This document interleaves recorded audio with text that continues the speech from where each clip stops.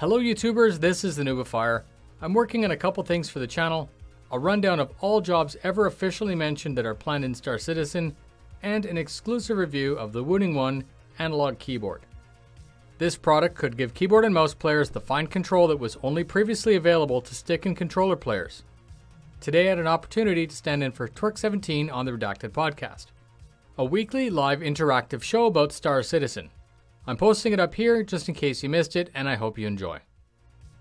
Welcome to another episode of Redacted. It is Wednesday, August 2nd, 2017. I'm joined by Board Gamer and Noobifier. What's going on, guys? How are you? You're talking about the shape of my head and how it's not natural. I thought that it's not. The board egg emote was actually not photoshopped. It's my natural form. Sorry. That's its natural, the natural form. Spam those emotes, ladies and gentlemen, they're free. We were originally worried that we were going to be talking when you came in. Like usual. And then I figured, I thought you guys stopped just after I told you guys to get ready. So I don't know if I guess you didn't see that, but I saw it. Okay. I saw it, but I didn't tell him. I was hoping I would I see. fuck him a little bit. So if you guys in chat want to play That could never be taken out of context. Wow. Clip that. No, don't. Backwards, not fuck buddy. Anyways. Awkward. So you're not helping yourself here. I know, right? We can play a game every week in chat where chat can try and work out whether we're going to be talking over Saurus, talking when Saurus comes in. We need to make. You know what we need to do? We need to make a redacted bingo. We need that's a good idea. make some bingo cards or whatever, and then if we hit it or something, we have to do something. Or the audio is out to lunch. Yeah, the audio, you guys talking when we come on. No. Somebody goes on a rant. This is part of bingo. The people in chat are saying that this is your quality volume is good. entertainment. My mic is low. Shall I turn up my mic, or can you do that? I can do it. You want to? I just don't want you to be blown out. So you should be okay now. How about? Oh, hang how on, about hang me, on, chat? hang on. Do I? Is that do I that please should be? This should be better for everyone right here. Okay, hang on. Now say something. Hello. Hello. Something. Who are the two fat ladies? Is that me? Is an audio test. Both me. Bingo cards. Now that the audio's squared away. Yeah. What Well, are you talking about? Is the audio squared away? It says much Volume better. is equalised. Good job. Equalised. Perfect. Everyone's fucking happy. There's a thumbs up in chat. That you can't do better than that. Yeah. Okay. Bingo. Well, I can. I can do this. Wow, that's just a key binding for you. Jeez. Self-serving. Sorry. I mean, it makes sense. Right. Star Citizen. That's a thing, isn't it? Bingo. It is a thing. So before we get into this podcast, while I was making the doc last night and this morning, I realized that a lot of the content that we're going to be covering today has sort of already been covered in one way or another over the last few podcasts, and that's because they're just sort of wrapping everything up. Yeah, I mean, we could talk mainly about the delay with the yeah. Well, that was the big thing. Talk about Austin. We can talk about the stats page. Yeah, and we can talk about some of the VSX stuff, and we can answer a load of questions. But right, be a short podcast. So yeah, it's probably going to be a short one. If anybody has any questions, exclamation mark question in chat. Help us help you. Yes. So I guess first things first, we can talk about the schedule report. Now, this week, most things, not all things, but most things, got pushed out not 1 week but 2 weeks. Making live for Gamescom not going to happen. That also means that it could still get pushed out even more in that time, right? It's not like, okay, we're still on track, or it's pushed out 1 week and whatever. It was pushed out 2 weeks, and I know there were. That's always a possibility with when we were going to get to Evocati testing anyway. Yeah. That was like, is there a blocker? If there's a blocker, there's a blocker. Yeah, and Soros and I were talking about it before. I mean, even when 2.0 rolled out, they went. I think Evocati went all the way to Zulu, went through all the letters, and this one, like you said, Board Gamer, you could have this thing hit double Zulu because of unknowns, right? Like you can play test it in house all you want. As soon as you throw it out to the internet, it's a whole different game. See what I did there? Yeah. So yeah, from so this- Evocati could have actually pushed this back, and I'm not saying people shouldn't be upset or whatever. Disappointed, I guess, is a better word, but this is part of it, right? This is part of the game development, and I'm certainly, after tracking it for this long, it doesn't make me happy to know that it's been pushed, but I almost expect it, or I don't get my hopes up. I mean, and that's not to say that I'm I'm pissed off. After I'm 8 months, what's another 2 weeks? Well, that's one way of looking. I mean, throw another log on the well, fire. there's two things. Exactly that. Like, that's not As long actually as a terrible it's thing to not say. perpetual 2 weeks, you know. As long as it's not Star Marine. Yeah, no. Right. If you know it's going to be Star 4 Marine 2 months, weeks. then push it 4 months. Don't Yeah. push Well, it 2 weeks and push so it 2 weeks. And Genuinely, the thing with the schedule report, as far as I am aware, and as far as CIG are telling us, I do have trust in them with it, is that it is their plans, their internal times for these things. And they do get fucked around with. They do get blockers. They do get changed. Now, let me But go. I'd much rather have this than not have it. Let me go through the dates here. So Evocati is scheduled to go in as early as tomorrow, which is not going to happen. So 3rd of August until 17th of August as a start time. I'm leaning more towards the latter half of that. PTU is scheduled to go from 18th of August to the 31st of August. Obviously, these will change depending on when things come in and how long they need to when stay in Evocati for. starts is pretty much when And how polished you can, things are. Yeah, when you when can they come in. guesstimate where the rest of it will fall, right? No. So- So for me, Evocati has no real correlation Okay. when the wider PTU will come Fine, in. but if do they you get a think blocker, that- they get a blocker. Do you think that Evocati is going to launch clean and then say, okay, boys, we're on second build and it's good to go. We'll release the I think it'll PTU. be. No, I think it'll be it's unlikely. still cleaner than even though it has a lot of stuff in it. Yeah. Because they are working on final things, they're able to bug test a lot more. I Right. think that I could be wrong, but I'm going to imagine that this is going to be maybe more smooth sailing than if obviously we were to get it Oh, 2 weeks. Star This is Marine going was to be- Star Marine this was is going buggy, to be for sure. This is going to be the cleanest QA release ever.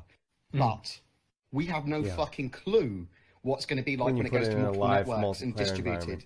Yeah, there could be millions of different Yeah. issues that may or may not happen. We have no fucking idea. Yeah, we know And that that's the they've- problem. That's the problem with these schedules. Is that they can plan as much as they want, plan, but you could there's 8 months to fucking delays. Yeah. Because they go, well, we've hit a blocker, and we might as well get all this in now. Oh, well, shit. And to be Yeah. fair, they have been doing some press demos of 3.0 already. Now, while that once again isn't on a live network environment, that's on an internal build. It sounds I like saw- the systems for that are working fairly well. In an enclosed environment, Yeah. that I'm sure that build is amazeballs. Mm-hmm. That it's the reason you have the Evocati is to literally go stress test, hardware test. So Major I bugs. just thought of something. So at SitCon last year, they showed us a developmental build of basically what we're looking at. Obviously, the re-entry and everything wasn't fully fleshed out, but we did have the dude flying Connie, landing, getting out, Ursa rover, and he did a whole mission and then the worm. So I agree with you. Putting it into context like that, it should or has the potential to be a very clean build because it's been iterated on Right. for almost a year, if not more. But it's still Right, gonna, if but there's there's a still blocker, there's a gonna be- blocker. We have no when we have no idea. It might be no blockers. It might be Yeah. 1,000 blockers. Yeah. We, Right. we have no idea until we actually have it in our hands and a test. But people need to be aware of that in the schedules, and they do make it very clear that is the case. But Yeah. I think that we can all be accused of occasionally being very optimistic about dates and occasionally being very pessimistic about it. Yeah, I've been burnt. I've been burnt before. I'm still, I still see myself as an optimist. I always try to find, the good, or if I look at something, I'll look at it objectively of how much of an accomplishment it was, rather than how much further they need to go. I'm still gonna say a buggy build is better than no build, and that At this time, for know, sure. Yeah. it's. I don't think we're gonna see it's something like I forget what patch it was, but back when it was like 12-hour streams of me just trying to log in. and you get in every now and then for like a minute, and you would cherish that minute. I think that was when Arena Commander first came out. 1.2. Yeah, it was like first iteration of Arena Commander. Hangar module. Just kidding. No, it was. Yeah, I think that's what it was. And you get in, and you'd be like, "Oh my god, I'm flying a ship," and then you do another 4 hours of trying to log in. Yeah, memories. Pretty crazy. But for me, I had a little thing with my community because it's like, okay, it does keep getting pushed back and back and back, and if it continues to do this, and it continues on this sort of getting pushed back, further and further and further as we get what we feel is closer, and now it's getting pushed out further. I was just saying to my community that there's only so long that or so much of that you can actually do, right? And when it feels like you're getting closer but getting further away at the same time, it's really frustrating, right? So up until recently we were getting 1 week delays, and now right when we think Evocati's any day now, or expecting it this weekend, now it's a 2 week delay, right? Yeah. So if 2 weeks comes in and now it's another 2 weeks or another 3 week delay on top of that, it's going to be very, very demoralizing. Now I know there's nothing there's not necessarily anything that they can do about it, because that's how it goes. I'm just saying what it feels like from someone playing the game, which is obviously a lot of people here. And you guys, I can understand that and respect that particular point of view of it is demoralizing to have delays repeated. Because and if you look at the schedule report and you go, 8 months delay, just 2 more weeks. Yeah. Oh, just 2 more weeks. Just 1 more week. Just 1 more week. Okay, now it's just 1 more week. I understand that. Oh, okay. And we're getting close. They're showing all kinds of stuff, and then it's like, 2 weeks. No, but for a streamer, it's I can understand it's a lot worse as a streamer, because it's rinse repeat. You said it before. People come to watch you. That's the point. Like it should, not necessarily saying it's irrelevant what game you're playing, but your success is based off the streamer, not the game. But it's frustrating if you're trying to be a Star Citizen streamer and you almost have to reinvent your whole channel because the content isn't engaging. Because right. And I mean, I didn't want to focus that on me or on streaming or anything in particular. In general. I just want to say the overall mood. If you go to the forums or if you go to the subreddit or whatever, is people want the build. People want 3.0. People have been waiting for it since like middle of last year. We wanted it as soon as we knew we could go down to planets. And that was the thing. We've wanted 3.0 so hard. And yeah, it is occasionally demoralizing. But, again, with the schedule report, I'd rather have it than not. And I'm willing to take the worst of it because of it. I love the schedule report. I know that Squadron 42 is going to be going on the schedule report. I know they're going to be supporting the schedule report with 3.1 or generally most other future releases. So they just need to get a bit better at scheduling. But... and that's the other thing too. It may not even be an issue with them being better with scheduling. It may just be this is just maybe what happens. Better. It happens. You can only explain it so many times, right? Every time it comes out, they're like, "This is a guide. It's a schedule. It's not." And then it always gets blown out of proportion. It's like, oh, you're screwing the community because you're moving dates around. And I mean, like I said, you can only put up a disclaimer so many times before it starts to be redundant. I think the hope is that this will be the last time we ever have to have this conversation. The hope is that the Delta Patcher comes in. Then it's irrelevant. I think this is a good discussion because we've heard about the Delta Patcher. We know what the Delta Patcher is capable of. We haven't heard of anything of, this is how we're going to do things moving forward. We're not going to change. We don't know if the patch schedule is going to change. We're assuming we would like it to. But as we go further and not hear anything, it does sort of... Well, that's saved for Gamescom, isn't it? All of that literally is saved for Gamescom. And anything that's going to make the community happy is there. It's a moral book. It's a moral. So do you think that if they don't mention that they're going to be releasing patches on a weekly or bi-weekly schedule, even if they're little minor fixes or little assets like hangar flare and stuff here and there, If they don't mention that, do you think it's not coming? Well, they need to mention in some way or not. They need to make a statement on how they're going to use the Delta Pad. Yeah, I mean, the thing is, MMOs historically get patched frequently. Like pretty much every time you log in, it's like boom, updating, and it's like a quickie, and it's done. And you don't even know what it is. I'm sure you could go find out what it is, and you don't even care. You just know that it's newer and better. Mm-hmm. And we know that they do that for their internal builds. They literally have new builds or multiple builds every day. Yeah. Right. And that's good. Like that's.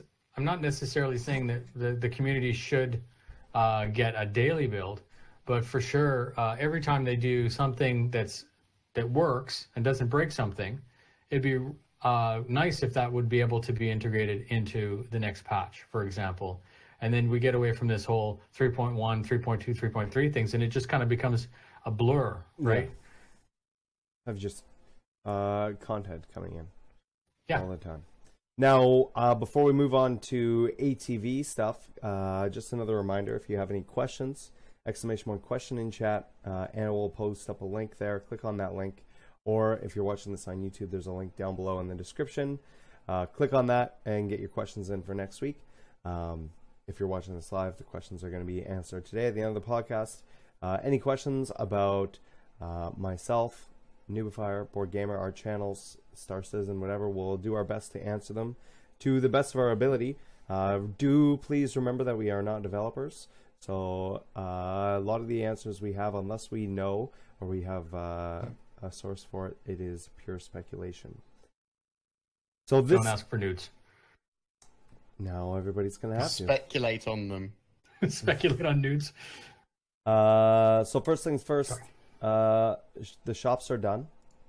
And that is including a rework of the shops in Olisar and things like that.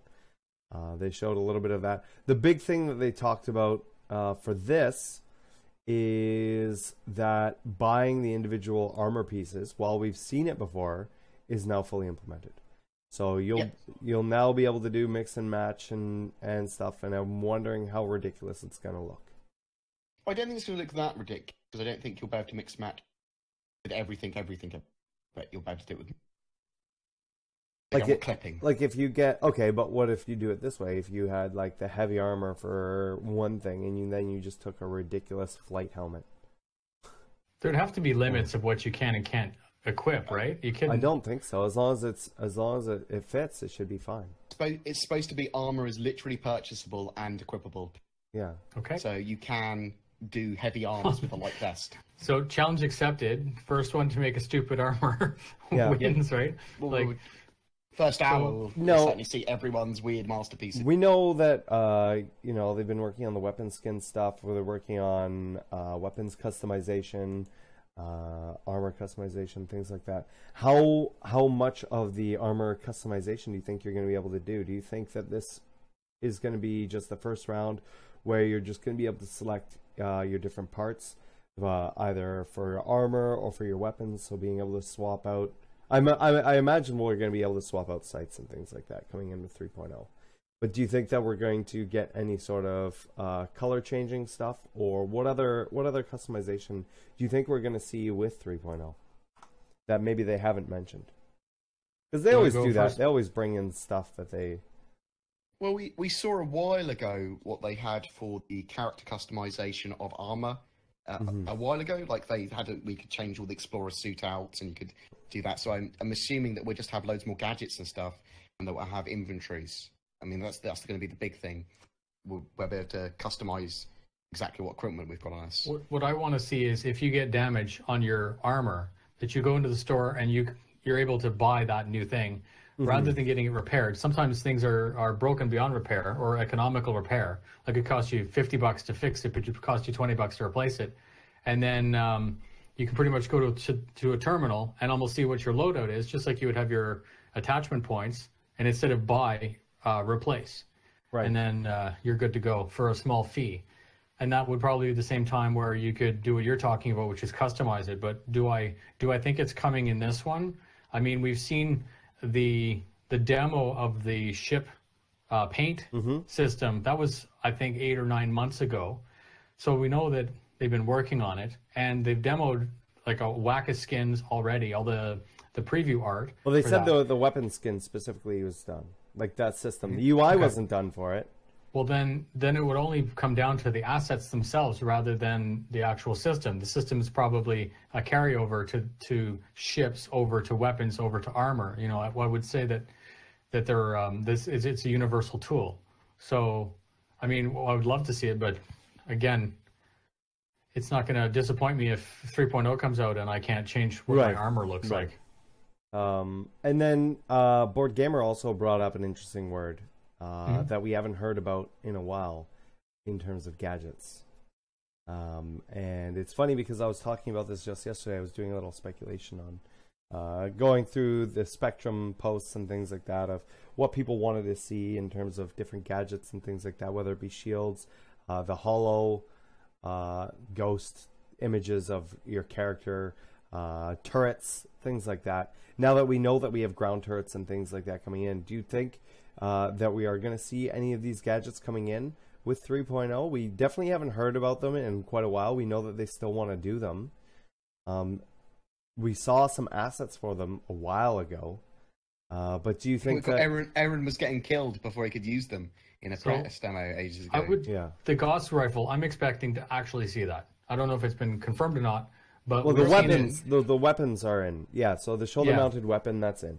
The Reworks, there's a couple other weapons. Vehicles. There's an SMG that's coming in, and a couple other weapons as well. Right, and they've definitely done different. They've definitely done different sights for those new SMGs and stuff. Right, they have them ready to go. They've been modelled.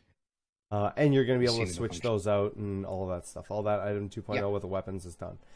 I'm more talking about the gadgets. So it's not something that we have at the moment. It's not the weapons. With the exception of portable maybe shields, if they do like a portable turret or something like that. But yeah, claymores. I think shields, we would have seen it. The hollow we would have seen it if we would have seen a hint of it, of something. They would have announced something about a gadget, or they would have. I think they might have already. I think they've done them, but I think they had them all ready before, and they've probably just updated the effects. Okay. Again, I have no idea. And that's what I'm wondering is if it's something that it was ready to go. They needed to just polish it up a little bit and wanted to work on some Star Marine stuff and make sure that it was all working properly. I'd be surprised if they don't have the new ammo types as well. And what do you mean by new ammo types? Like new ammo types for different, like one weapon could have up to 3 different ammo types? Yeah, so explosive and fire ammo and stuff like that for ballistic weapons. Mm-hmm. And they know they want to do that. They've got that planned. Do you think that that would be one of the benefits of a ballistic weapon and maybe not the laser weapons? That's quite possible.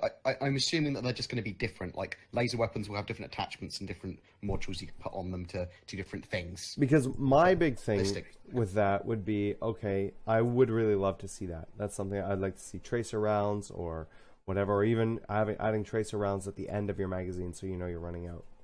Mm-hmm. But there is a weapon in the game that tells me that it's probably not going to happen, and that's the energy shotgun. And that shotgun shoots ballistic with the the electric effect and whatever. It does 2 different types of damage at the same time. Right, and I feel like that is very specific, and it's not like you can just change out those rounds to explosive shotgun rounds or to a shell or a slug rather than whatever. So one way to do that though would be when you're doing your initial loadout, not necessarily changing it on the fly in the game. Right. But if you're in your loadout screen, you could say, I opt to take, let's say, grenade rounds, or I opt to take ballistic rounds or armored piercing rounds, and they all have, they're additive and subtractive. They'd have to be balanced, or else everyone would just run meta.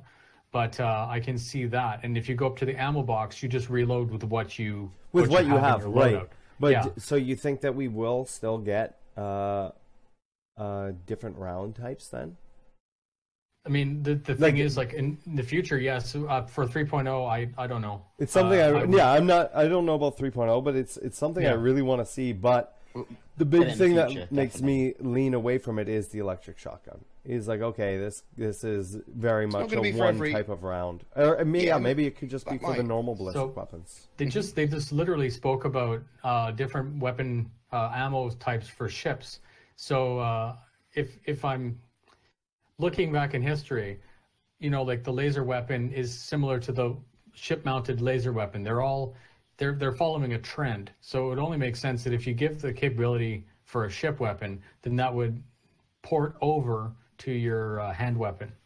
So I do think that's a possibility, and it's definitely, again, there's a limit to how much stuff you can add to the game before it becomes a balanced nightmare. But a game like Battlefield 4, I think, had like 155 different weapons, and they're all slightly different. The game wasn't damaged by it, and it just gave people options. So I say bring it. Yeah, fair enough. Now moving forward, the price fixer is complete, and what this is a database that shows what item is attached to a ship's hull. So if you took a bare hull and took everything off of it, all its thrusters, all its engines, weapons, whatever, it assigns a value to the hull, and then it assigns a value to all of those parts. And then this is what's going to be dynamically updated in game based on trade routes and what's being mined and all of this other stuff for those individual costs of each part. And then those are all put together as a ship. Now this is going to be directly associated with the cost and respawn values, so time and AUEC with 3.0.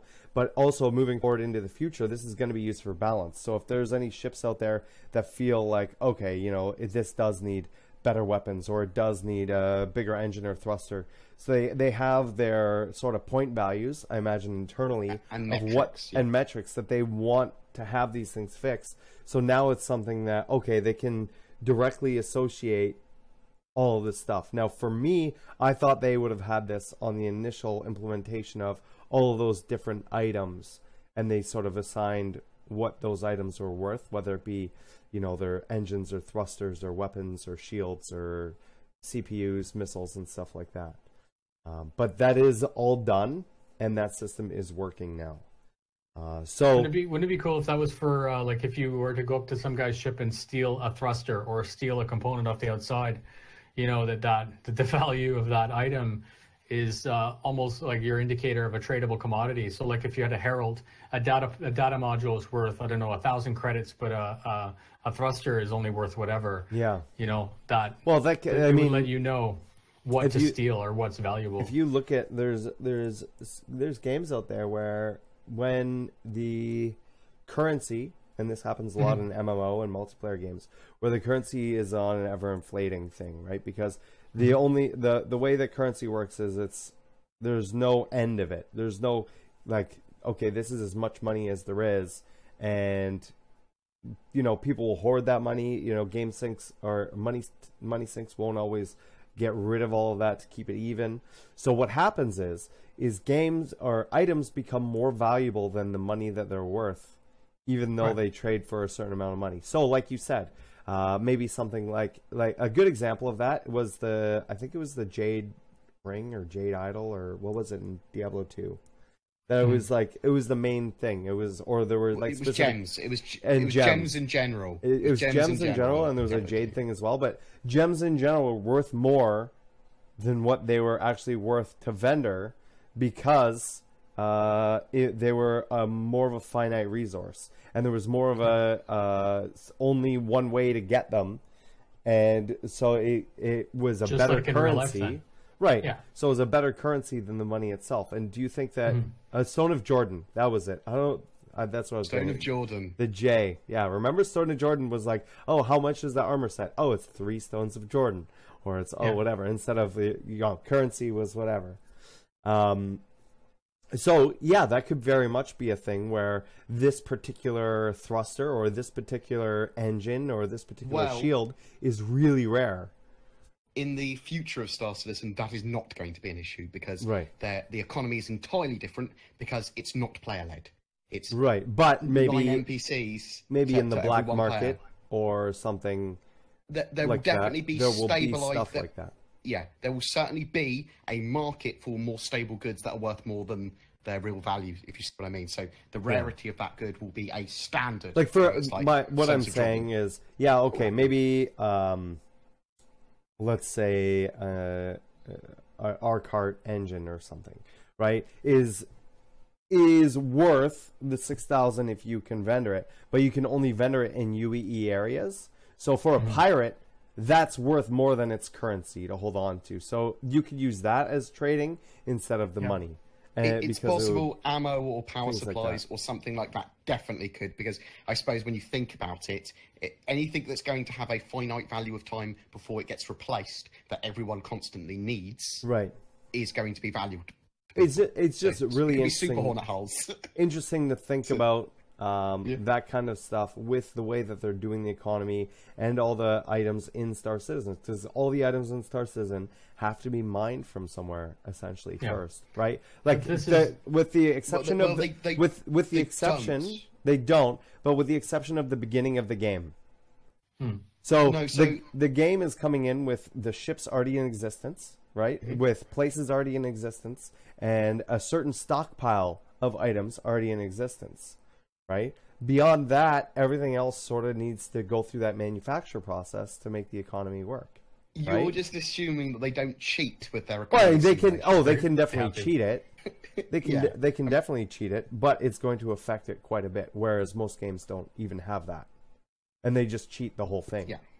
So another point on that though is that that value for the components, I can see that also being used by whatever mechanics or metrics that they decide on how much it costs to fix something. So if you go get your ship fixed by an NPC, it may run right off of that. If you go get a PC, like a normal player, and say, I want you to fix my thruster, he may just go look up on Craigslist and see how much that thing is selling for and say, I'll repair your something for, I don't know, 10% less than what it would cost for a new one, or 30% less, or something like that.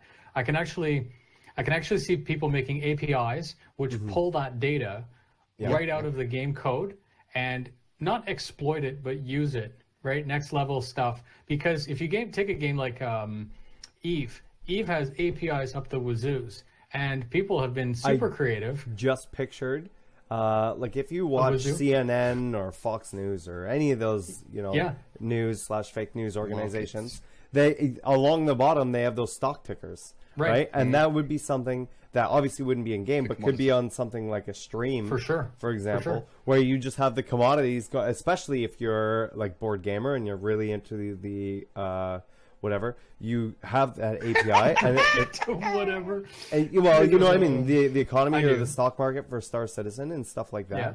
And then you have that, and that can update live if they make it available for you to pull that information. So I'm really interested in Price Fixer in conjunction with TradeSlayer, their other pricing tool, because if they say they're going to do what they're doing with it, they are going to have a truly dynamic economy. If they don't cheat, although they can cheat, the economy. Well, they will model, a little bit. Well, they need to balance it so that people they don't have edge cases, and they don't have, because they can literally neutralize any edge cases and stuff, because they can just cheat on the economy. They can go, well, we'll adjust it. And they pretend it's like, if they want to do it in law, they can just say the UEE government have adjusted it or whatever. But and it's 9 NPCs to every 1 human, so they have loads of leeway, and we don't actually have that huge impact on the economy that could have. Right? Wasn't there a thing when Elite first came out where they did give that info? I don't know if they still give that information out, but I remember that they did give that information out, and everybody sort of had some price checker and what the different stations were and what the things were worth and stuff like that. You literally get that on Eve. So there's an Eve tracker which tracks a value of ships when they're destroyed and exactly what they have in their cargo base and everything. And you'll see like some guy just came through a really safe checkpoint, lost like 300,000 billion ISK because he was transporting a load of cargo that were plexes or something, and I'm like, oh my god, that's like $8,000. Yeah. It's melted. Eve does that very well. Go tell your wife. But Elite did something like that with all of its commodities, where you were able to track it through their API. Yeah, you were able to track it through the API and see how much it sold for different stations and stuff like that. So live, you could have on a second monitor this program that basically said, okay, it would show it was like a whole separate game. It would show what would make you the most money for the shortest travel times, and what made sense to buy and what quantities and things like that. And it's more realistic too, because that's actually what happens in real life. Like I think are always looking for you know, the where to sell it. You know, is it worth me putting all that crap into a truck and driving it across Canada to sell for twice what it's worth in Montreal, for example? You know, like it's kind of it's good. And again, it's like you say, it's another level of gameplay. And I know some people that they don't want to fly, they don't want to do anything, but they still want to be a Star Citizen. And I can see that, you know, your crew member is like Yoda for where to sell stuff, and he just shoots you coordinates. I got a drop off for you from what's in the hull. It's worth 50% more if you go there. Move now, out. Finish. Well, right? I think that we all I certainly expect the economy to be like that. I expect that either the tools there to be able to make something with an API, or it just be an in-game feature that you can see all the stats and everything around everywhere, so you know where to go. And that form of information is incredibly important to traders, but also pirates, who then use that to work out where to quantum interdict traders. Yeah, Right. and where people are going to be. What trade routes are going to be the most active, because that's where where the money's going to be. Exactly. Board has shrunk. Yes, he's gotten smaller. I gotta see this. And he's like he's just sort of slinking slowly out of the scene. Yeah, guys, this is it right now. We're just gonna let everyone do the same thing. We're just gonna do the podcast like this now. Just the head, just the top of the head. Yeah. Well, I was relaxing. He's just getting comfortable. Okay. Just getting Don't comfortable. relax. Come on. This is serious shit. Well, you can be relaxed and do serious shit. I'm relaxed with Star Citizen. Okay. So Miles Eckhart has been finalized with all the animations and dialogue for missions, and all of that stuff. It looks really good. They mentioned he's been polished so much that I'm going to go blind when I see him. The mannerisms are cool. Like even his hand gestures are very subtle and everything. It's looking at it. You know, you always see an AI character. You're like, yeah, it's AI. And I'm not saying that he's fully photorealistic, believable, but he's like one of the best that I've seen. His mannerisms are really good, and even the Mark Hamill, the little bit there where they showed him in the cockpit talking to, I guess, the screen. The way his eyes were moving and everything, it looked real because it was real. It was so, it was exciting. Well, they mentioned feather blending, and there's another section where they talk about this as well, where they take the mocap information, right, and then they also take the animator who like hand animates stuff, and then they basically feather blend those things together so that it's doing exactly what the animator wants to do, but keeping all the subtleties and everything of the facial movements, of the individual finger movements and hands. And like when he turns his hand over, instead of it just being his hand or his wrist, it's like you see it even in his upper arm, these minor little subtle changes.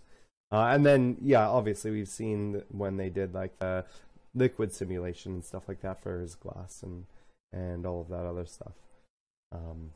I don't like his Moby glass though. I do. So no dolphin diving like in Battlefield 2.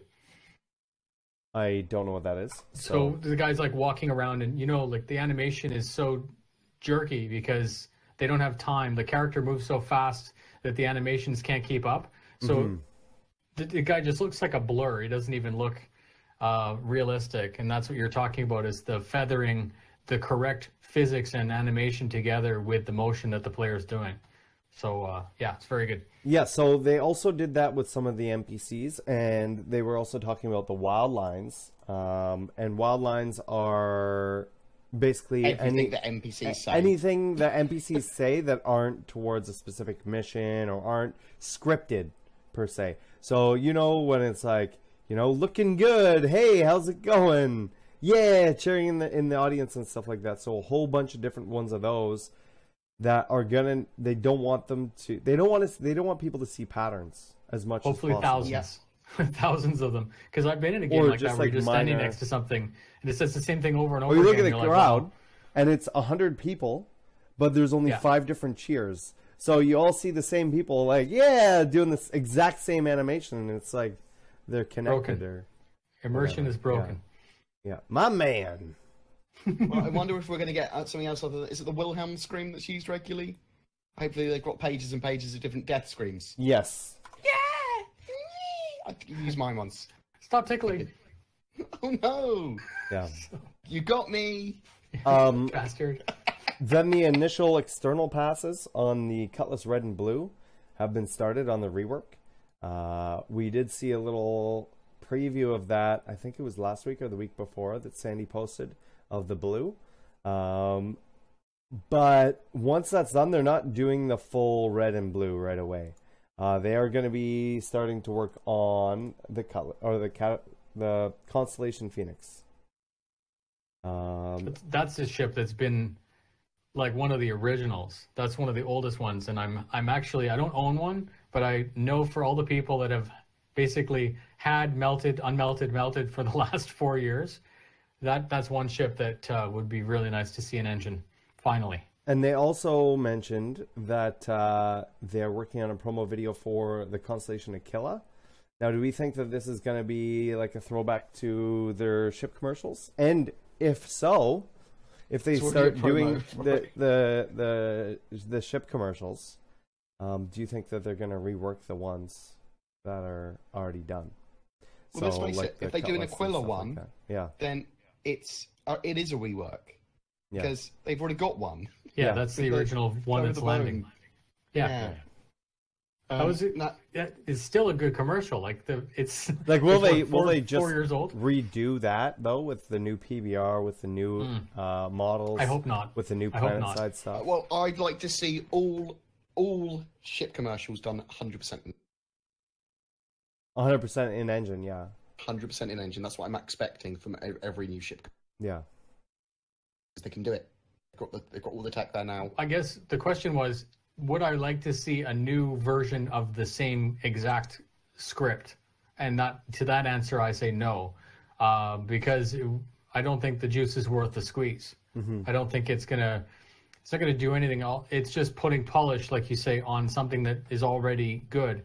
I would prefer to see a whole new script, maybe a new, not necessarily storyline, but something that shows you how that ship is actually going to get used, rather than just landing on a planet. I think a lot of people would feel like it's a waste of their time to do it. Like, it's great to have those ship commercials for later in the game's release, to have them playing on that render to texture tech, to have them in shops to give them more detail and stuff.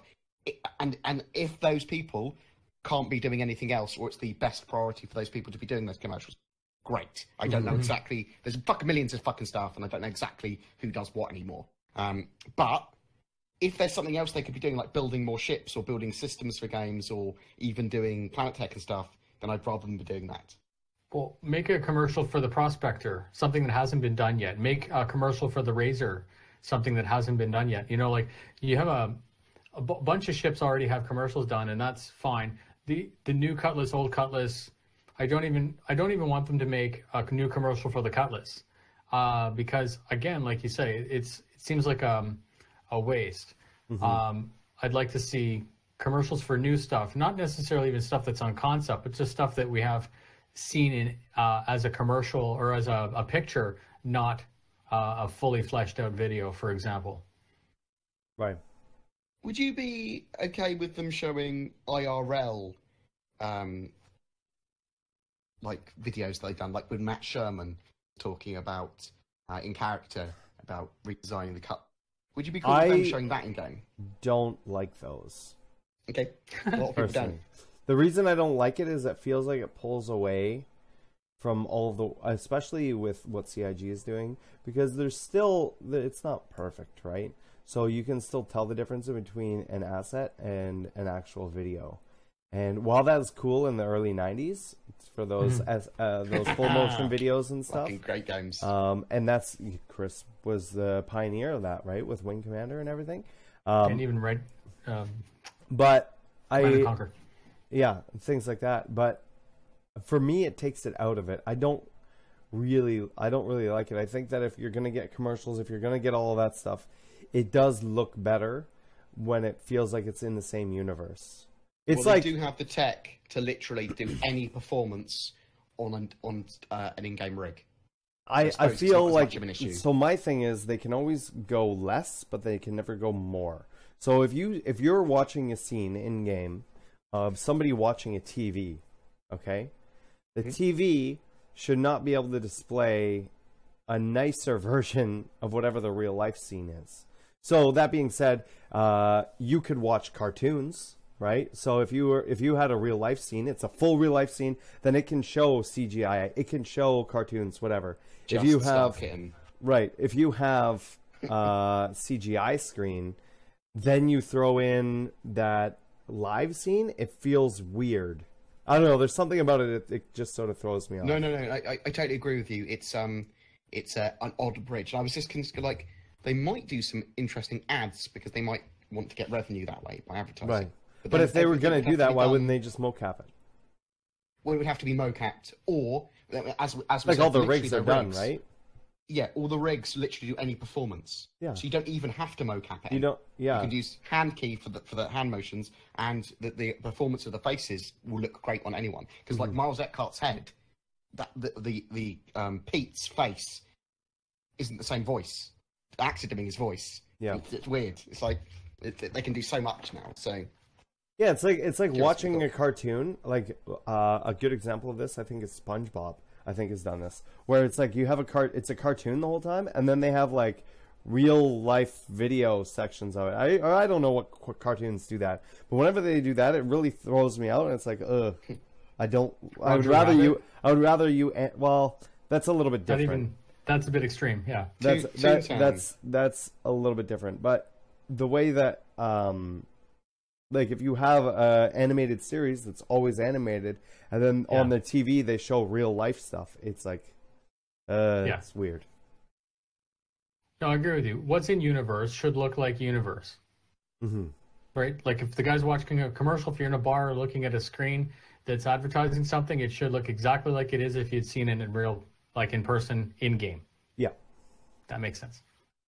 Just checking. Now we were talking about the Evocati and PTU and all of that other stuff, obviously, and they just confirmed it with this, that they are growing the Evocati and the PTU lists for 3.0. I assume that's already done, right? Or do you think that they're still adding people now? I'd expect to see when the first wave of like a few hours before the first wave of PTU testers go out, that some people might be getting. You cut out for the last section there, and you're really short too. Yeah. You're like way down. I would hold your breath, but not for too long. Hold your breath because you might get them even up to like an hour before they go live.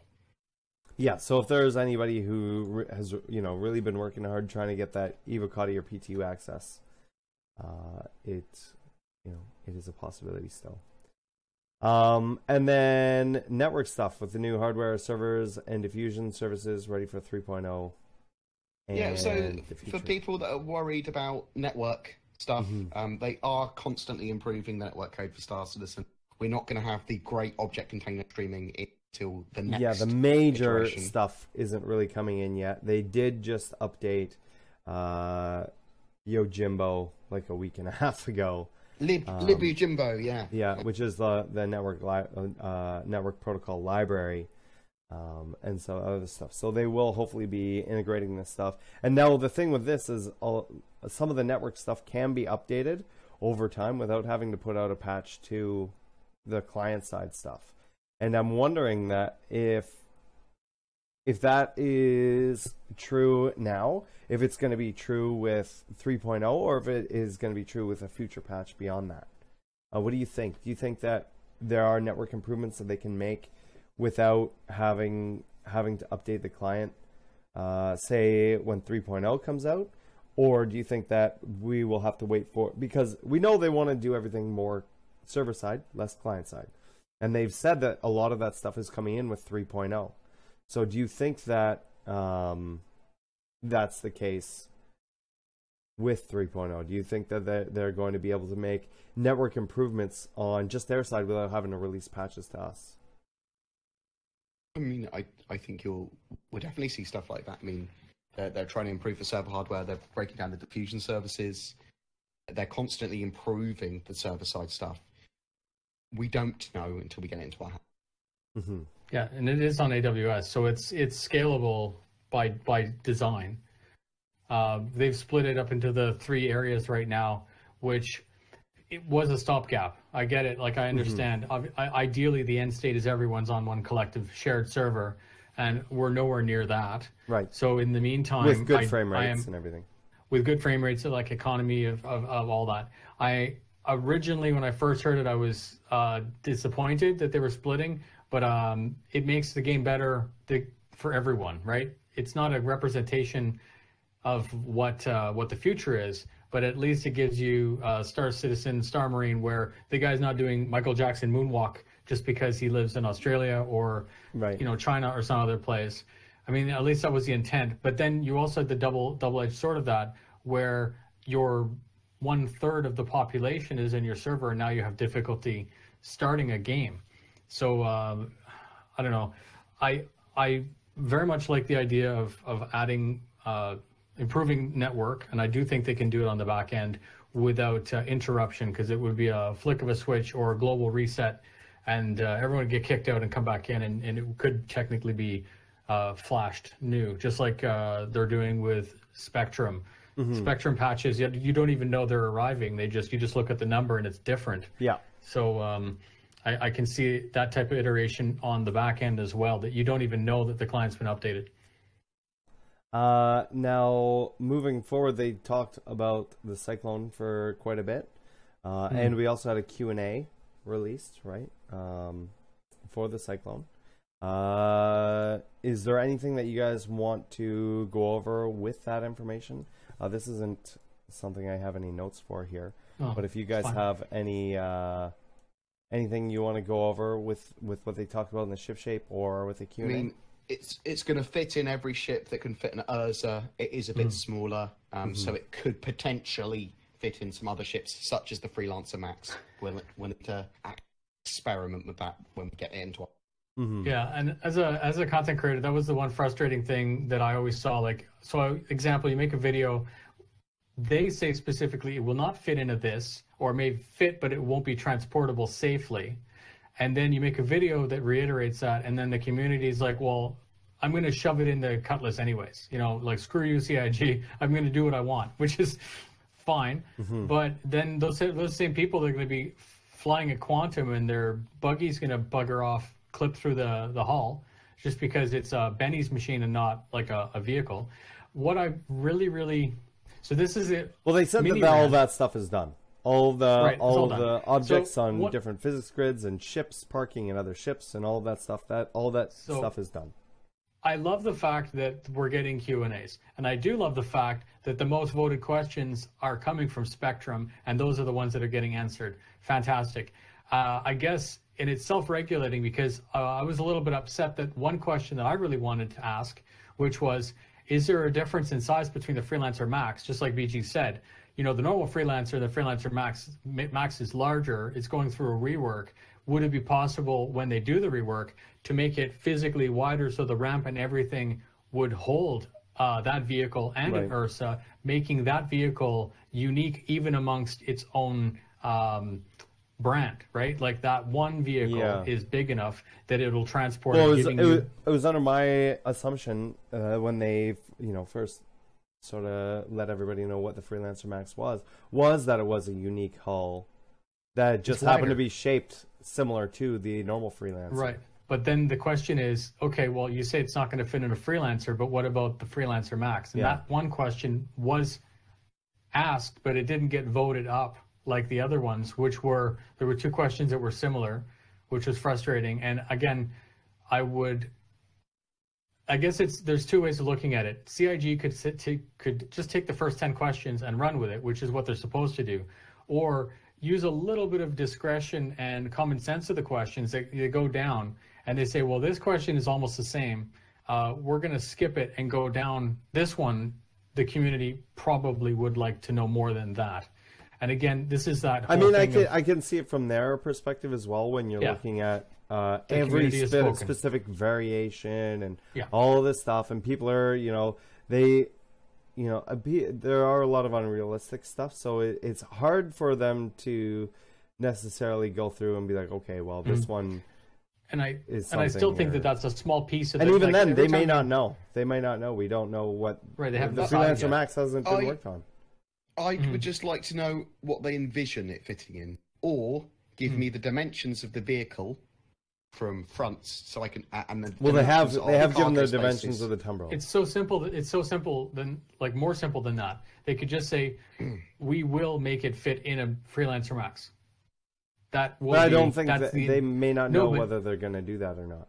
They don't know. But what Poor Gamer's saying is, by saying what they envision it for, there's no reason why they couldn't say. I think yes, it will. I think they did the best all-around answer by giving what the dimensions of the ship were. Yeah. And then, so with the ships that we have now and that are finalized, we have an idea. So we know, for example, it can fit in a Cutlass, but it's probably not going to go up through the ramp, right? But if you find a way, if you the thing is, fast. well, no, if you find a way to back your Cutlass up to some cliffside or something, you might be able to jank it in there and get it in there. But right? then you still won't be able to maglock it to the floor. Well, sure you would. Sure you would. So some of those the ships systems have are universal space. for that. As long as it's got enough cargo space and you can get it in, right. Maglock it. It would be able to be locked in. The doorways won't accommodate it. So but then at that point, it's a compromise, anyways. Right. And a person who's trying to do that, but what I'm spending saying, an hour of getting that position, should just go get the right ship. I know that sounds like super what I'm saying is, they did the best that they can do right now by giving you the dimensions of the vehicle and knowing the dimensions of the vehicles that we have, and they did specifically say that while it would fit in the back of this or this ship, that it's not going to be able to go up because of this reason, but the size dimensions make it fit. Which means that they've tried it. Stats page. I'm hoping on the new stats page we get the apertures at each of those doorways as well. So cargo ramp, aperture size. Yeah. The dimensions. Then I can go, bam, these vehicles go there, and I'll make my own prettier version of that. That's actually really slick. But yeah, so if you want to check out the Tumbrel Q&A, that's up on the Robert Space Industries website. Well, it's worth it because it's got the first anti-air vehicle we've seen. The first thing that bridges combined arms. Both of us have videos on it as well. If you don't like reading, if you're so fucking everyone has a video. Obviously, me and Nuberfire and some of the other redacted content creators are clearly the best, but no biases here. Opinions may vary. Okay, so moving on to the sub town hall for the VFX guys. One was a weapons specific and one was ship specific. Although they did say that they do dabble in other things. Obviously, depending on what needs to get done, they will be given other things to get done. The first thing here that now Nuberfire, you put these notes in here, was something that we sort of weren't really sure on. So I interpreted it in a different way, and I could have been totally wrong, or I may just not remember properly or something. But basically, weapon effects are going to go back to being per manufacturer instead of per weapon type.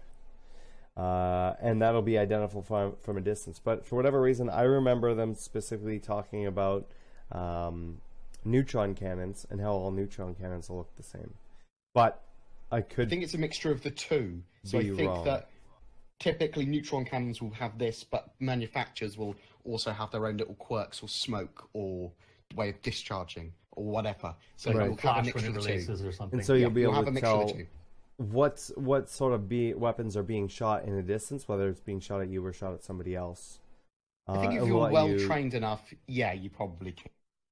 You go, I know exactly what weapon that is at like the maximum possible level of detail. It's the classic Cobra versus G.I. Joe thing where you see like blue and red lasers going pew pew pew pew pew. You know, like it's the same idea. I would love to be able to, if I'm going head to head in someone and he starts shooting at me, and I know the type of weapon that he's firing, just like the original X-Wing game.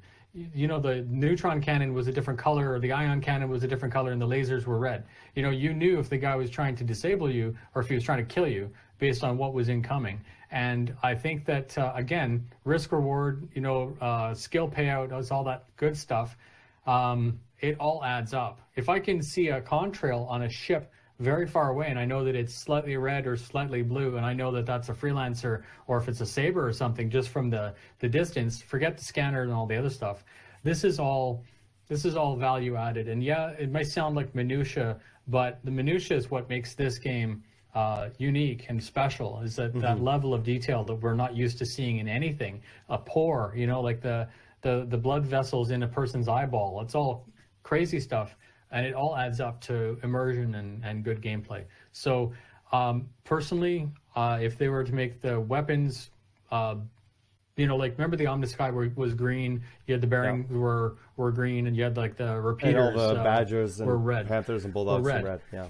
Right, so if I see red, you know, like I know that guy's firing a badger at me, or if I see a green, then I know it's a Omni, and I may know that my shield will take a badger but not take an Omni, for example. This is all the kind of stuff that I was saying you about could even extrapolate on that. How would you know what the size difference is? Because maybe your ship can take a badger or bulldog, but it can't take a panther, or if they make larger size. You'll know by rate of fire. You'll know by lots of different. So You'll know by how fast you blow up. Yeah. Yeah, how quickly you die. That's the best. Yeah, that was a badger. But yeah, I think that's cool. And talking about knowing things from looking at them, ship engines are also going to be identifiable by brand, even from a distance. Now, this actually brings up something. For example, we just recently, quote unquote, recently got the Caterpillar, right, with 2.6, and with the Caterpillar you can see those big engines in the back. Now, I don't know if the Caterpillar was built in design with this, and Matt Sherman's in chat. I don't know if he's able to answer this question or not, but is it already built in where you can swap out those different things, and you're going to see the different engines in there? Right now we have those big ass yellow Caterpillar, the real life construction brand. That's what they look like, those kind of things. But if you went and put in like an Arcart or something like that, or some big giant race engines in there, obviously that would look a lot different. And that's an extreme example where you can actually walk in the engine room and it's nice and large. Same thing with the Starfare. You have that big engine room with the engine in there. Are those already done and built and ready for those systems, or do we need to see reworks of these ships again? No, we shouldn't need to see new reworks for the stuff. I mean, in terms of assets. Yeah, as far as I'm aware. You think this is something that'll be able to plug and unplug? Yeah, well, for most of them, I'm not entirely sure with thrusters and engines. I think there's going to be lots and lots of proprietary or very few limited changes you can make. And I want to be clear, I'm not saying that we're going to get this for 3.0. I'm not assuming that. I'm just wondering if we're going to have to see reworks of some of the ships. Some of the ships we know we need reworks anyways, and so that's not a problem because they're going to get reworked. But I'm talking about some of the more recent ships like the Starfare, the Caterpillar. As far as I'm aware, the conversion to Item 2.0 ready for all of that shit for the future. Right. So are you talking about like if I had a Starfare and I went and bought a new engine for it, that I would go in the engine room and it would look completely different? Yes. It wouldn't clip through and everything like that. Well, no, because the engine sizes are, and that's what I'm saying is it's not they have the engine metrics that I think they already were going by when they were building those ships. Yeah. But I'm talking about having the actual hard point there and having the assets that are detachable. I don't know if those assets are detachable, if they have to go in and actually do that, much like they have to do with all the landing gear for all the ships. We know that they have to do that. Right? So for like the Constellation, when they remade the Constellation, they broke it down into 4 unique sections. And the whole point was once they got the metrics, once they got the shape of where that joins happens, and the Caterpillar is a perfect example of that. You take that standard cube, the 4 cubes, and as long as you don't deviate from that shape, you can not necessarily do anything you want inside. Right, but that could already have the hard points built into it, is what I'm saying. And what I'm saying is the engine room of the Caterpillar, that space for the engine may already be delineated, broken down, and known as a thing. So if you go buy, let's say, a Banyu engine for your Caterpillar, it's not of just a like specific magically size. Of that size, that it'll be compatible and it'll fit, and all the pipes, and it'll just like all the pipes go to the same place, all the conduits go to the same place, so and it just works. Basically what I'm saying is if you put let's say a larger version of the M50 Ferrari engine in your Caterpillar, right? And you go on the back, you see these bright red, polished, shiny engines, as opposed to these construction, industrial-looking things. Or and that can be extrapolated beyond engines, because we know that we're going to see different components for CPU and radar and all this other stuff that are going to have at least a visible panel. I'm just wanting to know if the hard points are already made for those, or if they need to go, and if those assets are already sort of baked into the ship, or if they need to go in and cut those out separately and then redo them. For a lot of it as well, Saurus, I mean, for maybe for engines and for shields and for a lot of those things, it's just going to be a big fucking block. It's going to change a right. I know, but maybe you don't understand what I'm saying. No, I do. You're saying that I think that they're baked in. It's in the M50.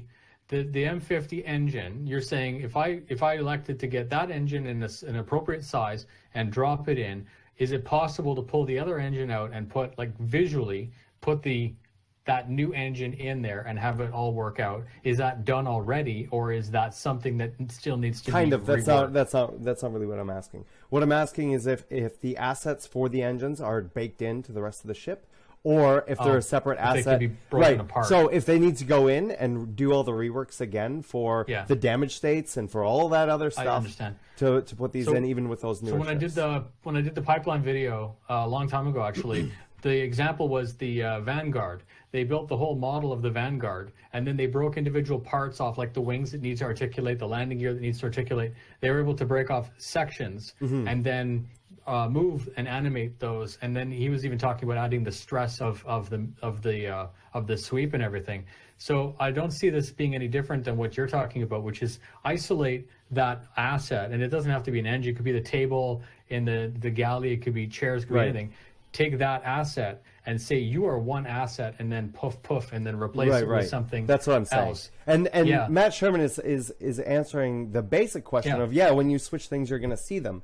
That's not what my question is. My question is, are those ships already prepared for those systems to come into place? Right. And I don't know. We know that some of the ships need to be reworked because those systems aren't in place for them. Right? We know that a lot of the ships that are newer are still going to need some of those upgrades for that, and it's going to obviously be easier for the smaller ships than the newer ships. Obviously, any new ships coming in, I imagine, will come in with those things coming in now that we have item 2.0 and all that other stuff.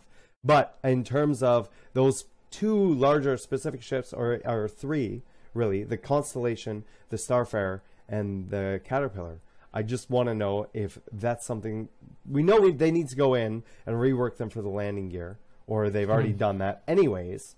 I just want to know if those assets are baked in, or if they have to go in and sort of slice them out, and then they basically have to model like what it looks like without the engine in there, right? So when then another engine comes in and it doesn't cover the exact same footprint, there's a little nudge out of it. It doesn't look out of place. That's all I'm asking. And that would affect our next thing, which was the interior damage visual effects states, which will be unique based on manufacturer. Now, Nubifire, you were talking about this earlier. Yeah. So, basically, with regards to that, the way I see it is the interior of a Drake ship, when it takes damage, in this video, you've got the fire and you've got the water absolutely just pissing out of the engine, and everything is like very, very, you got steam in that. Whereas you go look, and a while ago, we got the Retaliator damage state video, where you could see the lights running down the floor, and there was fire hovering over the floor and fire billowing on the ceiling. So different ship manufacturer, what we got out of the VFX thing was that they're trying very hard to make that when a particular ship takes damage, it has a look and feel bespoke to its company name. So Banu Merchantman taking damage is not going to look like a Drake Caterpillar with all the fire or anything. You may see plasma, you may see lightning bolts and stuff like that instead, like reminiscent of the Javelin demo that came out 8 months ago. The internal damage states of that, it's like the electrical shocks and everything. So different ambience for different ships. And again, it seems excessive until you see it work, and then you're like, damn it, that looks great, and we need it. You know, I'm excited for it. Yeah, no, it looks good. I mean, we've seen a lot of the different damage states, and they've always looked amazing. But it's just nice for them to talk about how they approach each sort of different ship or manufacturer. And this goes back into sort of what we were just talking about, is we saw an engine here that took damage, right? I assume that those damage states are associated with that specific component and not the ship. Because if you had a different engine in there, it would look different with sprays of water coming out of somewhere wrong. I was hoping that we were going to see a selection of different damage states from every manufacturer. Mm-hmm. Like that's what I was hoping to see there. I know that would have been probably a little bit too much. It may also be trying to hammer down the whole tool set and then go from there. I'm again not developer, so but someone is. The next thing was a question I actually got in through the subscriber thing. So they do answer your subscriber questions, which were footprints and tracks and stuff like that. Now, as of 3.0 and right now, they are just based on, like every other game, right? You walk 10 feet or 20 feet or something, and then they just sort of fade away. But they want to make this into a special decal handler where, depending on the traffic of the area, so say in like, we'll use a snowy biome like Microtech. So let's say Microtech City, right, has thousands of people walking around it. Those footprints are going to last as long as someone on the other side of the planet out in the middle of nowhere in some giant snowy field driving around. Those tracks will persist for a much longer time. And this is something I've wanted to see in a game for a really long time, a multiplayer game specifically, is having those persistent tracks, having those persistent things. So it tells its own narrative, it tells its own story. You can see what this person was doing, especially if you're bounty hunting someone, or if you have to track something down, or if it's part of a mission or something like that. Having to actually track this person down the most basic way you can by following their footprints or following their vehicle tracks or whatever. For animals as well. That could be game hunting on planets. How you could find some hidden outposts. That could be once player housing or bases that are able to be built come in later on. The guy home. You can literally, keep him out of sight, but follow the tracks home. I mean, the first thing I'm doing when Star Citizen releases is murdering one of every animal. You need those trophies, right? But then you'd also get into the deception plan thing. Like, if you think you're being followed, you would purposely take the long route or do what people do in real life, which is run down a stream so that you're not leaving footprints, right? Okay, so this is... Well, the other thing, too, is you could also take weather into effect, right? Whether it's raining or you have those sandstorms or whatever that just wipe them clean. So, I mean, last time I got in, I did a video about eating, breathing, and dying in Star Citizen, the survival mechanics. And half the community was like, yeah, bring it. I want Daisy. I want Rust. And the other guys are like, I don't want to be pooping in bags in a ship. I want to just fly my spaceship. So it's kind of, this is getting back down to that thing of when is too much, right? Like, is the footprints are great, and all of everything that is what it means, I guess, is what I'm looking for. That you have to now, not only do you have to think about, your cargo and your weapons and all the other stuff that we already have to think about. Now you're thinking, my God, are my footprints leaving a trail where I can be bounty hunted or exploited somehow? So it's, I mean, to be fair, the analogy to the toilet, I think there's more gameplay with it, especially with full... what I'm saying is I don't think the analogy of the toilet is a valid one. Because with the footprints have actual effect on some of the mechanics and some of the major roles in the game. Where a toilet, you're not going to be. There's no. It's not a You're not a sanitary worker that has to go fill or empty out people's shitters, right? Whereas with a bounty hunter or a police officer or UEE or whatever, they can actually track those. There's gameplay possibility. There's real or even exploration. Right, it's like feet, not toilets. Exploration, you can 100%. See. Oh my God! There's these giant tracks of an animal I've never seen before. I'm gonna follow them. But it makes other ships, it makes other ground vehicles much more appealing than others sometimes. So, for example, your Tumbrel leaves big track marks that goes around, but you could have your Nox, which have gravlevs, which is. Well, it might have a little bit of trail on the ground because it does. Or maybe even with your Tumbrel, you use different tires or different wheels or something. If that's They did show that in the concept, right? So maybe instead of those giant ones that dig into the ground, you have like a smoother one that doesn't. I'm not sure if they were different wheels or if they were deployed. It mentioned in the Q&A that it was deployable. So I'm assuming it's a press of a button. I'm just going by the concept. Andromeda. Yeah, no, but I like what he's saying, because like it's like you have a choice. You could take the Nox or you could take the Tumbrel, and it gives you advantages and disadvantages. And the advantage is that you're less detectable, right? You won't be able to.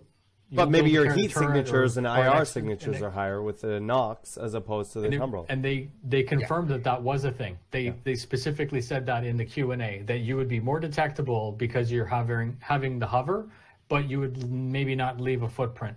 So again, fantastic. Like that level, I don't mind. When we start to get into this whole minutia of footprints and walking through rivers and shit, like that's if you're doing that, I think that's great. Fun. If you're fucking around in a river because you'll know someone might be tracking you, or if you just want it for a role play, or if players are doing mods, which is PlayerUnknown Battlegrounds, but in on a star system, especially a game mode like that, or Star Marine or something. Winner takes all. I would prefer footprints over radar. Yeah. Yes. Yeah.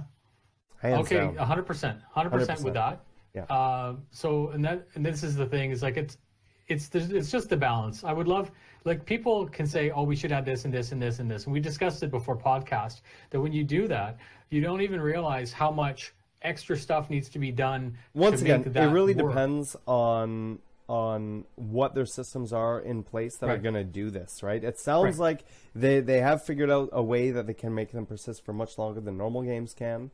And if that's the case, then awesome. And if it's not a lot of work and they're able to do it, and it's the VFX guys and they're kind of done with whatever let the VFX guys work on, then it's not taking away from building ships or building locations or whatever, then I say, let the workers work. Yeah. Moving on.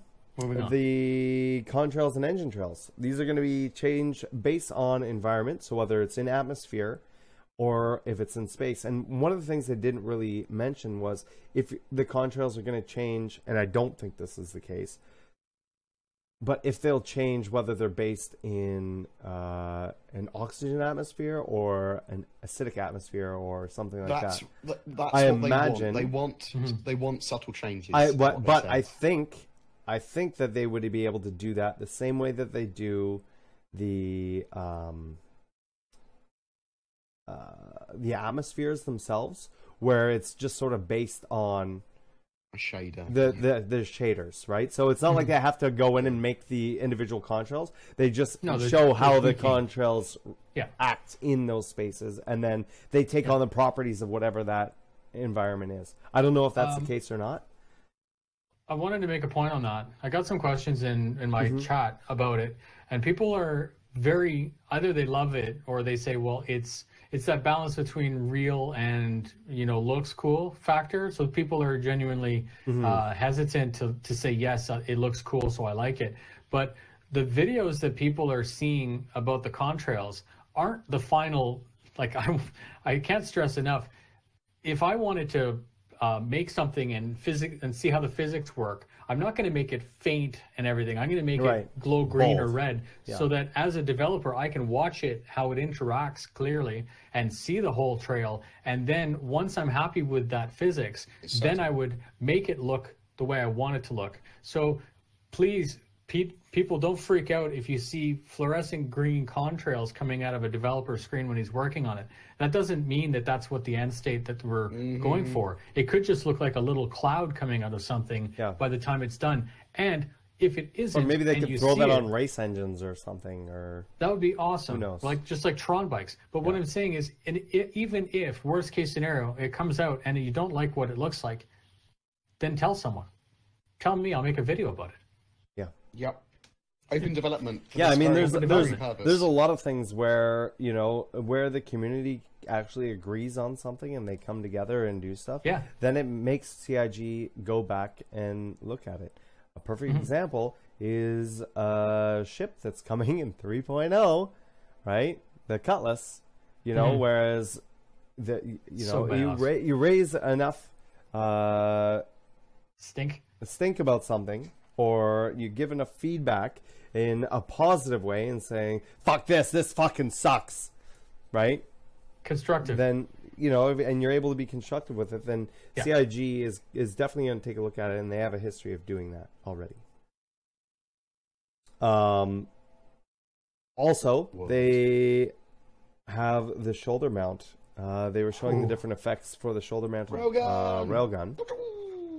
And Noob, you were saying it looked like it was a 6-second charge and fire time. So I counted it, like, again, that's just from the video. It's about 6 seconds. It builds, and because I can't see how they're manipulating it. So Battlefield has the Roche, which is a crazy overpowered sniper rifle, and it's a Gauss gun, and in that gun you commit to firing, and at the end of its charge cycle it's firing whether you're aiming on or not. So what you need to do is push the button and then continue to track. It's a very, very skill-based game, and those guys that put the time into it get it. So there was 2 animations we saw. One of them was a build and a fire, and then the second one was a build and then it almost looked like it snuffed out. So if you were charging too long and didn't fire, would it overcharge and then need a cooldown period, is what it looked like they're trying to do. So it gives you a little window where you can fire. So do you need 2 buttons, one to charge and then fire, or is it hold down and then you release to fire? This is the question that I had. And again, it doesn't, I'm sure it'll be fine when it comes out, and we'll deal with it, and we'll play with it and make it good and everything. I'm just curious to see how CIG envisioned that weapon being deployed. Right. Probably like the sniper rifle. Well, so you can just go POW, but there's a charge time. Yeah, right? but the POW time is a lot less damage. Right? So or maybe it's a lot less distance or whatever. So then the thing is, like, you charge and charge and charge, and when it releases, like a jack-in-the-box, right? When it charges, does it just release when it's ready, forcing you to track? It's a static amount of damage. Right. I don't even fucking know. Yeah. So, like, if I push and hold, and then it charges, and then I release and it fires, that's one way. If I push and hold, and when it's fully charged, it releases. Just fires, Yeah. So these are all different game mechanics, and it's important for balance, because if you have something that can vanish a person in one shot, you want it to be hard. In my opinion, the sniper rifle needs work with that as well, because that is like you just run around with it fully charged, ready to go, and you can just ping people. Yeah. Either that charge needs to be longer, for example, with that weapon, or it needs to see some sort of rework, because right now but that's a great example. You're watching right now. If you watch that video, the one that shoots immediately after that, there's another animation which is that it builds and builds and then fizzes out, and that's what I'm saying. Like, that was 9 seconds, maybe between 6 seconds and 9 seconds. You have to take the shot, and if you hold it too long, you lose it. And it has that sort of fizzle out, and you're like, okay. Yeah. Or you've wasted a shot. Yeah, I really like that idea as well. Yeah. Where it sort of flamed out a little bit out of the sides, and it's like, you've been holding it for too long. You need to have your shot in sight instead of running around with it fully loaded, fully charged, ready to come around the corner and blast somebody in the face. It would defeat the point of it having a charge time if you could just charge it. That's what that's what the sniper rifle is right now. Yeah, that's exactly what that is. It's just hold. The idea of being in a tumbrel on the recon model doing stands and then seeing a load of dots that keep on going pew, pew, pew, pew, keep on getting like really big and really small again. Yeah, just people firing their railguns. Yeah. Of course, it would be energy release. Cool. Yeah, you definitely should ping up on the map. If you fire that sucker, you should be glowing red on the map for 30 seconds. That's the sort of stuff that I'm really looking forward to in the game. I love the positioning. I love radars. I love scanning. I love discovery. Well, yeah. And then they also showed the weapon impacts on different planetary surfaces, whether it be the desert or the ice surfaces. And they said that the impacts are going to be the same for both ballistic and laser rifles, which I thought they would have been a little bit different, right? But I would have thought that the lasers would have burnt and maybe had more smoke, and the ballistics maybe would have had more of that little explosion thing. But what we're looking at right now isn't actually leaving a decal to use the Right. wrong Well, term, that was a on whole the other ground. thing. That was another Yeah. thing. Is So, and there's- that doesn't mean that it's not coming. That just means that they're at a point where they're working on the effect of the kick up. Mm-hmm. And then maybe just like the footprint, you shoot, go bang, bang, bang, and it'll leave like well, little burn marks what on is the it ground. where when you have a decal but it looks 3D? Is that Well, is there's that tessellation? actual, no, there's actual something else deformation. So No, a no, no, no, no, deformation- no. Yeah, there's actual deformation of Yeah. physical. You don't want that. That's that's too resource heavy. intensive. But Yeah. there's a type of there's a type of decal that makes it look, looks- no matter Yeah. from where you are, it looks 3D, Okay. and it reflects light and stuff like that, like it is 3D. And so I'm I don't know what wondering. it's called, but I know what you mean. And that could be just like exactly like the footprint. You know, Yeah. like that the decal engine just goes bang, bang, bang. Here's your bullet impacts, and after a period of time, it disappears. Or some guy drives over it, it disappears. You know, like signs of life, we call that, right? Like that's Yeah, that's, like I guess it's like when you see that would be so abused the because people are going to be drawing different like all kinds textures of or naughty, bump mapping, naughty maybe? things. Can you imagine? Bump mapping is an older technique which is still used, which is very good for exactly what Yeah, for things. that gives CIG depth have without talked having to about- create the actual. CIG have talked about their occlusion methods and their ways of depth and lots of other stuff in their video, which I will try and dig up while we're talking about it. How many screen captures do you think we'll see of people who try to draw stuff in footprints? Like their name or something worse on a planet? Giant dicks. It's going to be Dicks. giant dicks. Yeah. It'll be hundreds of 3.0. giant dicks. It'd be like, oh, look Yeah, at I this mean, persistent dick. you could just park ships in that shape, or you could put bodies in that shape, or you could It do will happen. cargo in that shape. Benny's You're machines. gonna see Benny's loads is the of most fucking appropriate. clickbait articles with Star Citizen is the most crowd-funded game ever. That and it's has got the dicks most in it. persistent dicks. Yeah. Persistent dicks. Persistent dicks. Oh my god. Sorry for starting that one. Well, it's It's going to all- happen. You know it is. all good. Drawn Don't forget big to get your Benny's questions in. machines. Yeah, Guys. so just another reminder, if you have any questions, ! Question in chat. Is there anything in this bottom part here, board? I know you put these in here. That is important, or can we skip this and go right into questions? They talked about ship persistence in at the end of the ATV. Mm-hmm.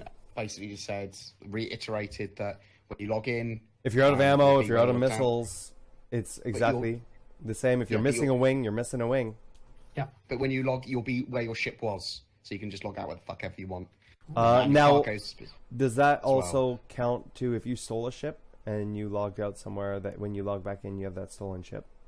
So they were literally talking about theft and it being its own special beast in the PC Gamer article.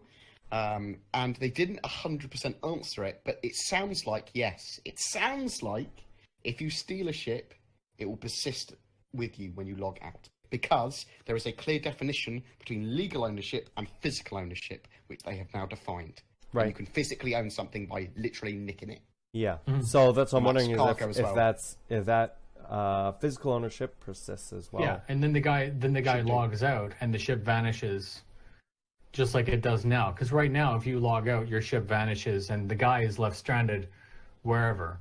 So with Or if you persistence, respawn that guy's- ship or whatever, it vanishes. right? So if, So it exactly, shouldn't do it's that a now. hypothetical. You log out or respawn the ship, it would have to reset, right? Because then the But person no, that would be that. No, like, insurance. They don't want It's that. insurance claims. There's insurance claims, Well, I so know- you'd be I know getting they a don't new want that. ship. So it should keep both ships in game then. Yes. At that point. Quite genuinely, it should, and it should. and So then the guy in who before- stole the ship Yeah. would he has own it, Yeah. and then he could log out and log back in and Yeah. lose Yeah. it or have Yeah. it. But when that ship gets destroyed from him, he can't, can't make an insurance replace it. claim. Of course, because it's not his illegal Right. ship. Yes. Okay, Like- that like- makes sense. Yeah. But it's the same with cargo. If you've stolen cargo, that stolen cargo But- will persist in your cargo hold even So- if you log out. Essentially, you could have Okay. someone like myself, where I've earned millions of UEC and I have nothing to spend it. No, really, earn millions You of did, yes, UEC. Okay. When, Okay. a legitimate way. Just hear me out here. And then I could just let people, if nobody on the server has a Caterpillar, I could be like, okay, here, have a Caterpillar. Take it. I'll just Yeah, go buy a new tribute. one. Take this one, I'll go buy a new one. And so I could potentially cause the spawn of 24 Caterpillars. I like it. right? Because everybody on that people are server gonna wanna could hang out with own you. one. There's still going to be, number one, a time involved, even if you get a quicker time. Like Right. the thing. Well, It I still think might be a minute I or still 2 think, minutes. is it not going to work the same way it works now, where it's a time and a cost? No. No? There's going to be times and costs, and they're all going to count down and everything still. But there's still going to be, even if you go expedite, it might be almost instantly for an Aurora, but it could be a minute for your Caterpillar. Okay, still. Every time you claim, If it takes that and it Yes, goes it's up longer. a too. lot more, and it's Yeah. going to be longer. Yeah. Yeah. So there will So be there's still- things in can still probably do it position to 20 do that. times. Yeah. But if you get enough UEC, you can still attempt to but- do it. It's supposed to curb the person's. It's supposed to make you want to not do what you're talking about. Right. So No, the but- systems are in place for it Yeah. to discourage Want. that, but Yeah. you should still be able to do it, is what I'm saying. So if you have enough UEC to do it, then you should be million. able to do it. And I'll be curious to try and test those things out by seeing, that's get exactly those what we should be get testing those as well. 24 ships, that I've spawned in of the Pirate Caterpillar. Mm. I should be able to do that. Yeah, I totally agree with you as well. That's the sort of stuff. I that we just should need the be testing. people to take physical ownership of them. Steal and my just go, shit, yeah, please. here, steal my ship, please. Go fly somewhere, don't get it blown up. It's like the And reverse go and pirate. hang out. Yeah. You're like well, a reverse pirate. the insurance system in general is very 'Cause I important think- to this game. Because So I think what will happen is that ship won't be stolen until you put in an insurance claim. So you can effectively share your ship freely with your crewmen. and then all of those friends. people would own a Caterpillar ship as long as they didn't get it blown up Yeah, for the but entirety of that they if you- play. But if you report it as stolen, effectively by claiming on it, Mm-hmm. then they might be shot on sight when flying it. Right, but I wonder if there's Security. going to be a system in place where, like Security Post Korea, where you can get rid of that. Possibly, quite possibly. We don't Pay know. fines, whatever. But that would be amazing, right? And then potentially you could give away more than 24 of those ships. You could just give away infinite as long as you have I the think UEC to back it up. the idea behind the ship stuff, I'm not sure how in depth this is for Uh-huh. is that the ID and the VIN number of the ship is what's hot. So you wouldn't be able to get rid of that at Korea, but you might be able to go to a chop shop to get it cleaned or Yeah, whatever. and I understand Matt Sherman says you could get claim Yeah. denied for perpetuating insurance fraud. Yeah. Is that it? If that's in right away, then sure. But this is the thing. This is something that unless if that's in, then tell us. So then we don't go out of our way to try and test that. Yeah. So I've never seen a game that has had an exploit that the developers haven't tried to fix somehow. Right, Whether it be but will yeah. it be in the first iteration? Is all I'm saying. And during alpha, I will be testing the fuck out of it. Can you Yeah, you fuck have up? to, of This course. is the other thing too. we do That that. also leaves the potential, if there is no sort of safeguard, like after so many, it's insurance fraud and it just won't let you anymore. And then in which case, does that mean that you can never get that ship again, or does that mean that you have to wait just a longer period of time? Because you can't take away ships from people where they where they purchase them with money. You're not going to be able Well, to you do could. that. You could if it was insurance fraud and they were literally trying Not to... during the testing. Not during you can. testing, no. No. When full release happens, if people are trying to exploit the Right, system and even specifically then, for gain. So even then, they would need to probably change any TOS stuff with that. So yeah, by But- the time it goes live, I imagine that we will have created enough insurance fraud that people have come up with saucy ways to make sure that the capability isn't there. Right. Or some game mechanic comes in and like fixes or banhams the shit out of it, so that because I still don't. I've thought about it. I mean, we've all thought about it. How can we exploit the insurance system, right? Because it's going to take you 5 hours to make $50 over there, but it's going to take you, oh, hey, meet me at this place and steal my ship and get 500,000, and it doesn't matter because I've got lifetime insurance. People are going to do that. Yeah. No matter if it like. And there's going to be ways Holy around getting caught doing that. Of course. well. I'm very interested in seeing how CIG will see it once they've fully fleshed out the mechanic. Do they see it as an exploit? Do they see it as a mechanic? Do But they see it as something totally in-game and it's totally fine for players to do? Do they deal with it out of game? Stuff like that. I'm really interested. My concern with what the whole situation that I gave wasn't for when the game is out. Mine is for when we have 3.0, and you have those people Test the fuck that, out of it. yeah, once it's tested out, we've found it, and sure, and people have done it. But then there will be people that will continue to do that, and if that creates issues with the databases or things like that, where you have just these, like you remember before when you could shoot at those pillars and gain UEC, right? Remember at Korea? Yeah. So if maybe there's something that comes I think in that where was a back door. right. Like- So where you But that's come what in, the wipe's for. but right? this is what I'm saying though. If there's a way for you to gain a lot of UEC really quickly, whether it be through a buggy mission type or something, right? Maybe it's not even it's not on purpose and it just hasn't been found out. That's why the testing's there for.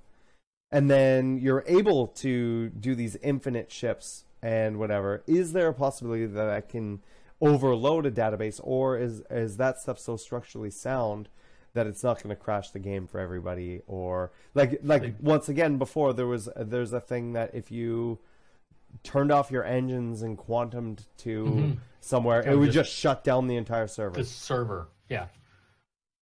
And then they immediately removed your ability to turn off the engine so that people couldn't do it. Right. So I that's guess what I'm saying. Yeah, they could bring in those changes immediately. I guess. So I like where you're going with it. I really like the whole point of us playing the game is to do exactly what you're talking about and find ways to break it, and then find ways, creative ways, or to get that around are things or whatever. in game, right? To exploit the word is perfect. To find an exploit within the universe, and then try to find a way to make it not just that you can't do it, but you can't do it because of some reason in game, right? Like the insurance company will do this, or they'll send the police after you, or some other thing, so that you don't break the immersion and lose the coolness of the game, right? Look how dumb your mechanic is. Lol, lol, lol. I broke it. Right. Questions. Don't forget. Exclamation questions. We're gonna jump over to questions right now, unless there's anything else that you think we absolutely need to talk about on this list. This thing here, I don't think we need to. No, I mean that'll come. Everybody out when it knows comes out. the cargo and persistence, and we've talked about that. Yeah, we just talked about that. Yeah. Mic drop. And really quickly, I'm going to talk about the PC Gamer article, and there was the one thing in there that really stood out was the movement with the mouse wheel, which I think is awesome, and I'm really looking forward to. And that's the kind of thing that I'm talking about, that we have no idea that's coming in, and they don't really talk about it, and they're like, oh yeah, we added this. And it changes the way you play, right? Especially with stamina coming in. So for people that don't know, you can use the mouse wheel to effectively change from your walk to jog to run. So Down again. It's really useful. Basically, if you've ever played with a controller in Star Citizen, you have all of that functionality with the joystick. Yeah, you have that functionality with how far you push the joystick. Now you'll be able to have that functionality with your mouse wheel, which is very cool. Cool. All right, let's jump into these. We do have a fair amount of questions. Looks like we have 20-something. So let's Lightning round them. Lightning round. lightning round them. Okay, here we go. Araka says, what do you think of the chances of CIG pulling a rabbit out of the hat and giving us Crusader or truck stops in 3.0? Or just adding something in the mix? Love the show. Thank you for all you do. Unlikely at this point. They might put some extra special stuff in that we don't know about. Yeah. Truck stops and stuff like that. They Like, probably would have told nothing us. really big like that, yeah. Next question is from Purple Cow. I wanted to earn all my ships in game, but I keep getting tempted to buy them now. Is waiting worth it, or does the merit of getting a ship now make up for lost game time? Wait. That's what the game's have to for. ask that the question. game is earning the ships. That is the game essentially. And there's so going to be have so to many ask. other people. Don't. There's going to be so many other people in your possibly in your org that have the ship that you want anyways. Yeah. That you may not even need to go buy it. You could just go ask him to pimp his ride out to you. A lot of people are going to be missing out on gameplay by skipping some ships, but never. But if you ever have to say, should I wait? Always wait. Next question's from Bevols84. What do you think will be at Gamescom besides 3.0? Do you think we'll see some sort of update for Squadron 42? Maybe it's. I think Squadron 42 will be traditionally- CitizenCon. It's traditionally. There's stuff that they can show for Squadron 42. I think we'll see hopefully maybe City Tech or more Planet Tech. That'd be cool. Big update new to the roadmap biomes. of the game. New I want to see biomes an or updated something? roadmap. Yeah. Farming? Well, Yeah, we- maybe. we- probably, we'll Maybe see any of Farming those Simulator new at tech- Gamescom. Yeah. Mining, that kind of stuff, yeah. Citizen Yeah. Shenanigans says, do you think we'll be able to build bases in 3.0? No, Nope. Outposts will be there. You'll be able to go and camp them. it's But possible that we might see some early base building in 3.1 of some description. Yeah, there's a difference of Hiding building heavily. and squatting, though. Like, right? yeah, Like but moving, you won't be able to manipulating the build. buildings. No. Next question from Citizen Shenanigans again. Will you be able to buy ships in-game currency in 3.0? I hope Probably so, not. but unlikely. Kandaryu says, Soon after. do you think they may try to get the Vulcan renderer in place before Squadron 42's release? Mm. I don't Is it- know. I don't know either.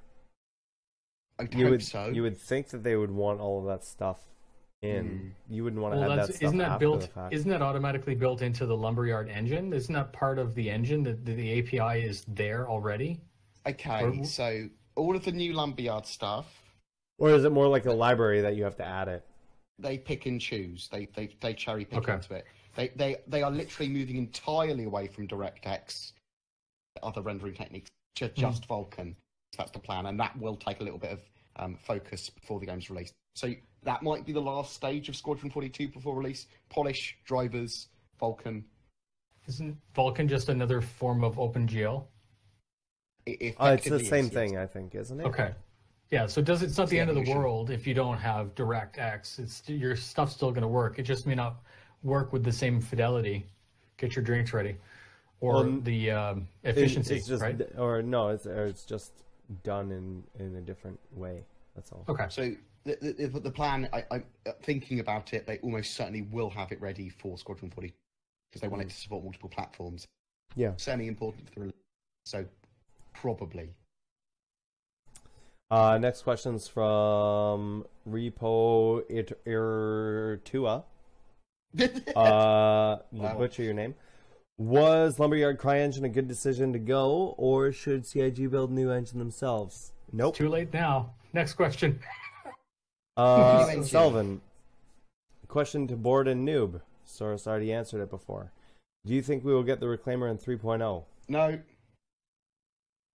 Pretty much No. said no as well. Yeah. In fact, Disco Lando put out a statement. It's not about it saying on. no. It's not on the schedule report. It's nowhere. It's not even a blip on the radar. Yeah. But So it is they- being they've worked got on. to- Yeah. They've got to finish 3 rooms, and then it goes into damage states. Then it goes into Yeah. polish, and then it goes. And into then it derelict. goes into derelict. Yeah. Don't forget that new leg That of new stage. Yeah, indeed. Magic, Noob. Magic Fingers says, with how 3.0 is being the supposed god patch, do you agree that delays are best, even if it disappoints people like us who follow the game closely, especially considering the patch will be seen by a larger community and could essentially make or break interest from the casual audience? To a point. It's Jesus patch, not God patch, and also it's a whole different barrel of fish. I mean, if you're interested in Star Citizen, you're still going to fucking be interested. This is whatever this happens. is If where there's a the million game delays, so- actually becomes more of a game, right? With the persistence and all of that other Tangible stuff gameplay. instead of like Yes. just being like a one-off. You jump in. It's like Pong, right? You go in, you play, you get your score, you From leave, and you 2.0 start over fresh again.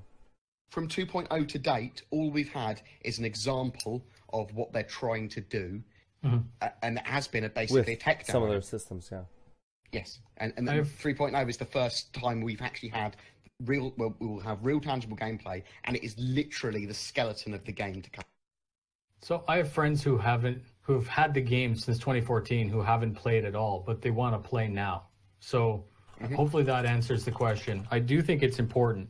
Obviously, it's important, and it's important to get it right and all of that stuff. But to a point, right? Like there's holding something back. It is still an alpha, and people who watch it will still just say, oh, even if they say it's a piece of shit, those people aren't going to play it anyways.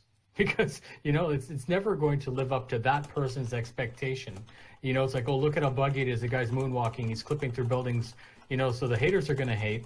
There comes a time where unless when you jump in your ship, it crashes the server, missing texture and buggy this, we've been dealing with that since 2013 anyways. So I mean, that's why I say to a point. Anyways, hopefully I didn't take up too much time on that one. Yeah, no, it's all good. From Roadkill, one of the most unique things about Star Citizen is its open development and its relationship with the community. What is your favorite feature that was created or influenced by this relationship? For me, there's been a few things that I've directly impacted. The music is a big one.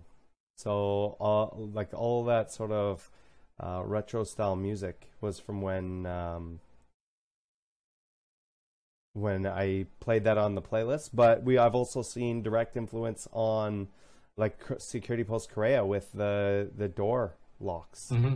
Chatting to you and then putting it in the game. That was cool. There's been a lot of things where I've had direct influence. So I don't know if I could pick just one, but there's the top three right off the top of my head, and I'm sure there's other ones that we may not know. I mean, the Cutlass Black is a massive example of that, obviously. Yeah, that's one where the whole community has sort of come together. And so we should see that with all mechanics, is the idea. Mm-hmm. Every once in a while, a person gets into chat and says, Nubifire, what do you think about this? And it's either, yeah, that's great, but it basically comes down to almost a bullshit topic, like some theory craft or whatever. And then every once in a while, you get this really, really fantastic idea, and those usually get fleshed out. I give a person credit, and then I would like to think that somehow that has a trickle-on effect for maybe we'll see it in the future and that type of thing. I imagine like Matt Sherman, because we know he's here, or if any of the other CIG guys are lurking in the background, just furiously scribbling down ideas and just be like, no, we're not doing that. But like, I'm going to bring this up later. But that sounds good. Yeah. Yeah. But don't say that sounds good. Yeah. Then they're just furiously going. Cataphor says, what ship in development or in concept do you look forward to most? Ships for your own use, so not capital ships. Carrick. Sorry, Carrick. I mean, it's pretty big still. Carrick's almost a capital ship to me. For personal use, though. Oh. I guess, you could say Carrick, sure. Fuck it. Well, I mean, I think the Prospector is going to be one of the more important industry ships that comes out in the nearer future. I mean, it's supposed to be flight ready, if I'm not mistaken, in 3.0. And then, of course, the mining mechanics are later in 3.1. So in the near future, I do think that the Prospector is one that will be fairly significant for the game. Definitely. I mean, I love the Reclaimer, but the Reclaimer's fucking huge. Well. Yeah. I just want to grab stuff in the air and, like, take someone's ship while they're in it. It's like, oh. I don't know if it's the smaller ships what I like the most.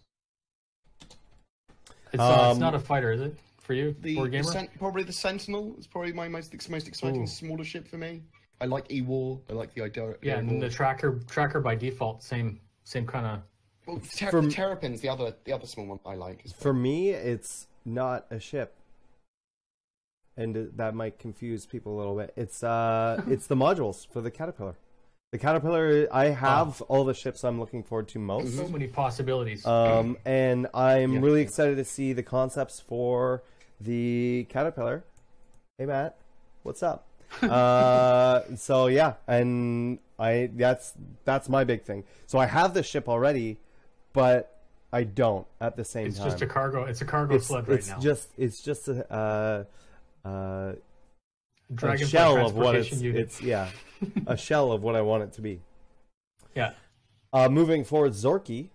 Since the 3.0 image of the Gladius attacking some rovers by Sandy Gardner was posted, and I can post a image for this here. I've seen quite some discussion about this potentially being problematic, and some people, for example, calling for shields to not function in atmosphere to balance it out. The problematic part being the fear that vehicles are pointless if a light fighter can just swoop down and pick them off. What are your thoughts on these aspects on air-to-ground combat for 3.0? And especially with the fact that we do have an AA vehicle coming in, but it's not in yet. Teamwork. There's going to be static installations. There is going to be... Yeah, there will be ground turrets. We know that. Railguns. I am now thinking, I was thinking about the other day, what would I put in? I put shield disruptors in. You literally have vehicles on the ground, and you have static installations which disrupt shields close to them. Mm-hmm. You go, well, I've got What's to take wrong those with out first. close air support?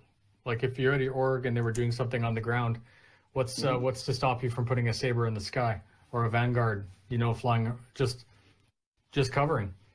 Again, it's a teamwork game. It's an MMO. I'm not saying go. Do we know? We also AI. don't know the speed. I imagine the speed of ships in the air is going to be faster than the rovers on the ground. But, yeah. I'm assuming there's also going to be like radar jammers and stuff, which make ships a lot harder to use on the ground. But So in pretty much we need to 3.0 see- specifically, what do you think? Oh, I think it's going to be a troll fest. Yeah, I actually, legitimately, I think it's going to be the new Yeah. Olisar landing pads. Camping pads, yeah.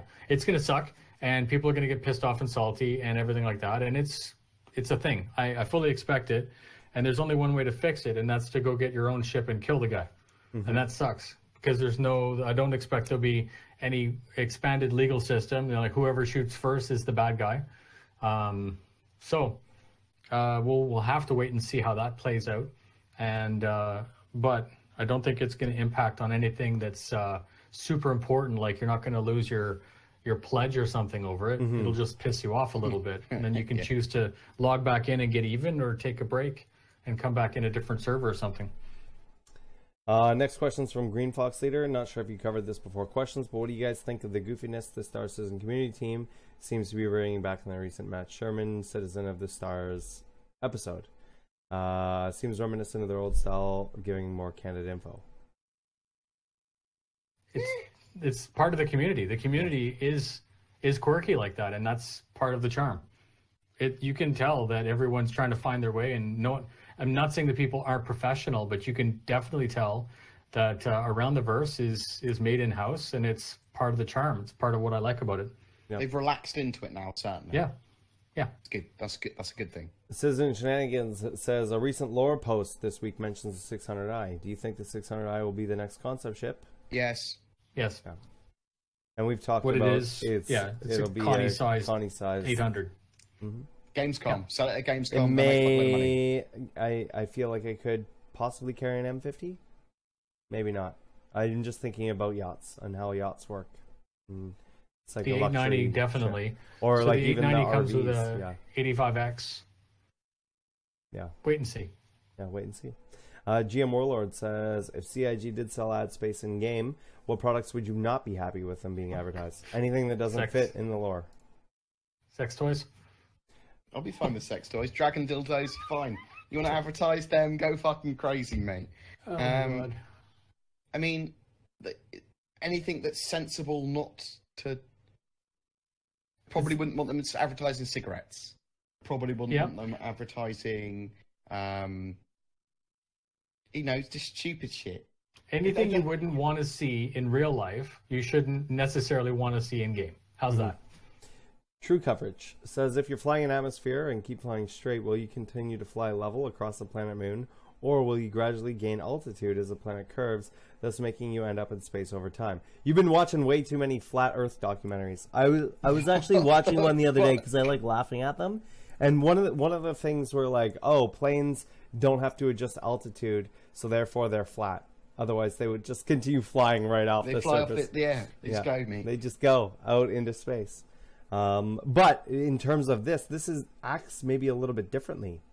I don't know the real technicalities of how gravity works in game, if it's like real life. So yeah, I don't know. I think that It's all thruster based though.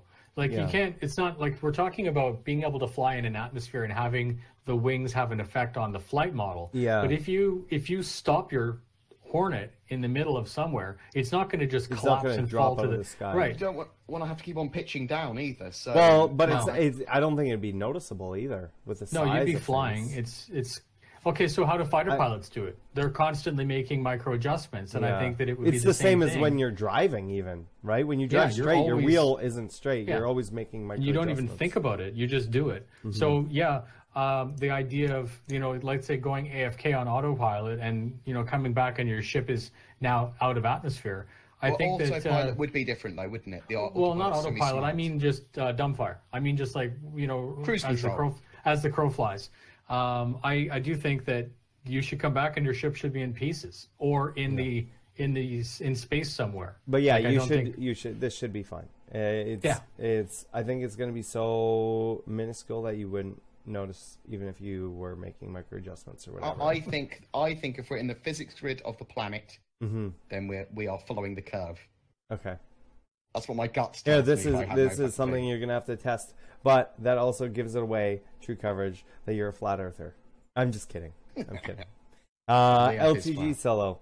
If I'm not mistaken, rendered to texture tech may allow players to broadcast video of the characters in the Star Citizen universe. Yes. If CIG decides to allow it, would you guys do an in-game redacted podcast? We've talked about it. A good example of that is, for example, the if you can get into the control towers where you request landing and they pop up on your screen. If you can stand behind the guy in the control tower, then you should show up on the screen of whoever's coming in to land behind that guy, because that's what render to texture is. So it should be technically possible. It would be nice to set it up. We don't have like the camera assets where you can set up cameras and have our characters in there. But if they do the things that they said they want to do, where your in-game voice changes your mouth and stuff like that, and has all of that stuff, it's something we could do for fun later on. Yeah, what's the Reliant that does that? The Sen? Which one has the Mako? I think the Mako. So it's got all the telemetry and the news fan. So a portable version of whatever the document. Well, what I was saying, instead of having a shoulder-mounted railgun, they can make these shoulder-mounted cameras. Yeah. So and it streams for whoever wants to watch you. Probably nobody, but in my case, nobody. People could switch to that channel and watch it on their screen. Which would be cool. What Google is doing? No. Well, and the text already. The thing is the text already in there, so it's not like it would cost them anything to build onto that. And Amazon, they own Twitch. So the integration makes sense. Perfect. Eric. Complete. Hey all, and sorry Source for the bad. Oh, don't worry about that. My question is, does CIG have a plan already for market in Star Citizen for modded components? I'm curious if they're going to give a singular market for modded and unmodded components, or if there'll be a different market method for finding them. We still don't really know how modded components are going to work. That's something they haven't touched on in quite a while. Right? Remember they said you're going to be able to overclock things and mod it? It's crafting. I imagine it's going to be in the future. In the future, they're not thinking about it. I imagine that if you're selling to a vendor or something, then yes, the price will stay the same across the board. But I think that that's where that player versus the player-to-player economy is worth more, right? So you're going to want to seek out those people that can overclock something or that are able to build something then you can buy better or have to take a chance on. Yeah. I mean, I definitely would buy pre-modded components. Yeah. Tom Trustworthy says, when we one day get the Delta Patcher, which is with 3.0, do you really think we will get a good use of it? Getting small patches weekly or even more often? Or will we still have to wait for everything to be as polished and all that before we get updates? We want CIG yes and no. to come up with a statement of exactly how they intend to use the Delta Patch. Right. And they need to tell us. How I think they would do it would be as things get completed in terms of assets or little features here and there, that they just go in with that week or bi-weekly patch. I still think that they're not going to be patching in a ship that's just hangar ready. They're not going to do that anymore. No. What I would like to see it from if a ship's ready before a major patch, they'll just put it in. What I want to see on it is something like, Mark does Bug Smashers, and he rewrites a section of code that fixes something that is actually globally hurting this particular patch. Something that made it through Evocati, through PTU.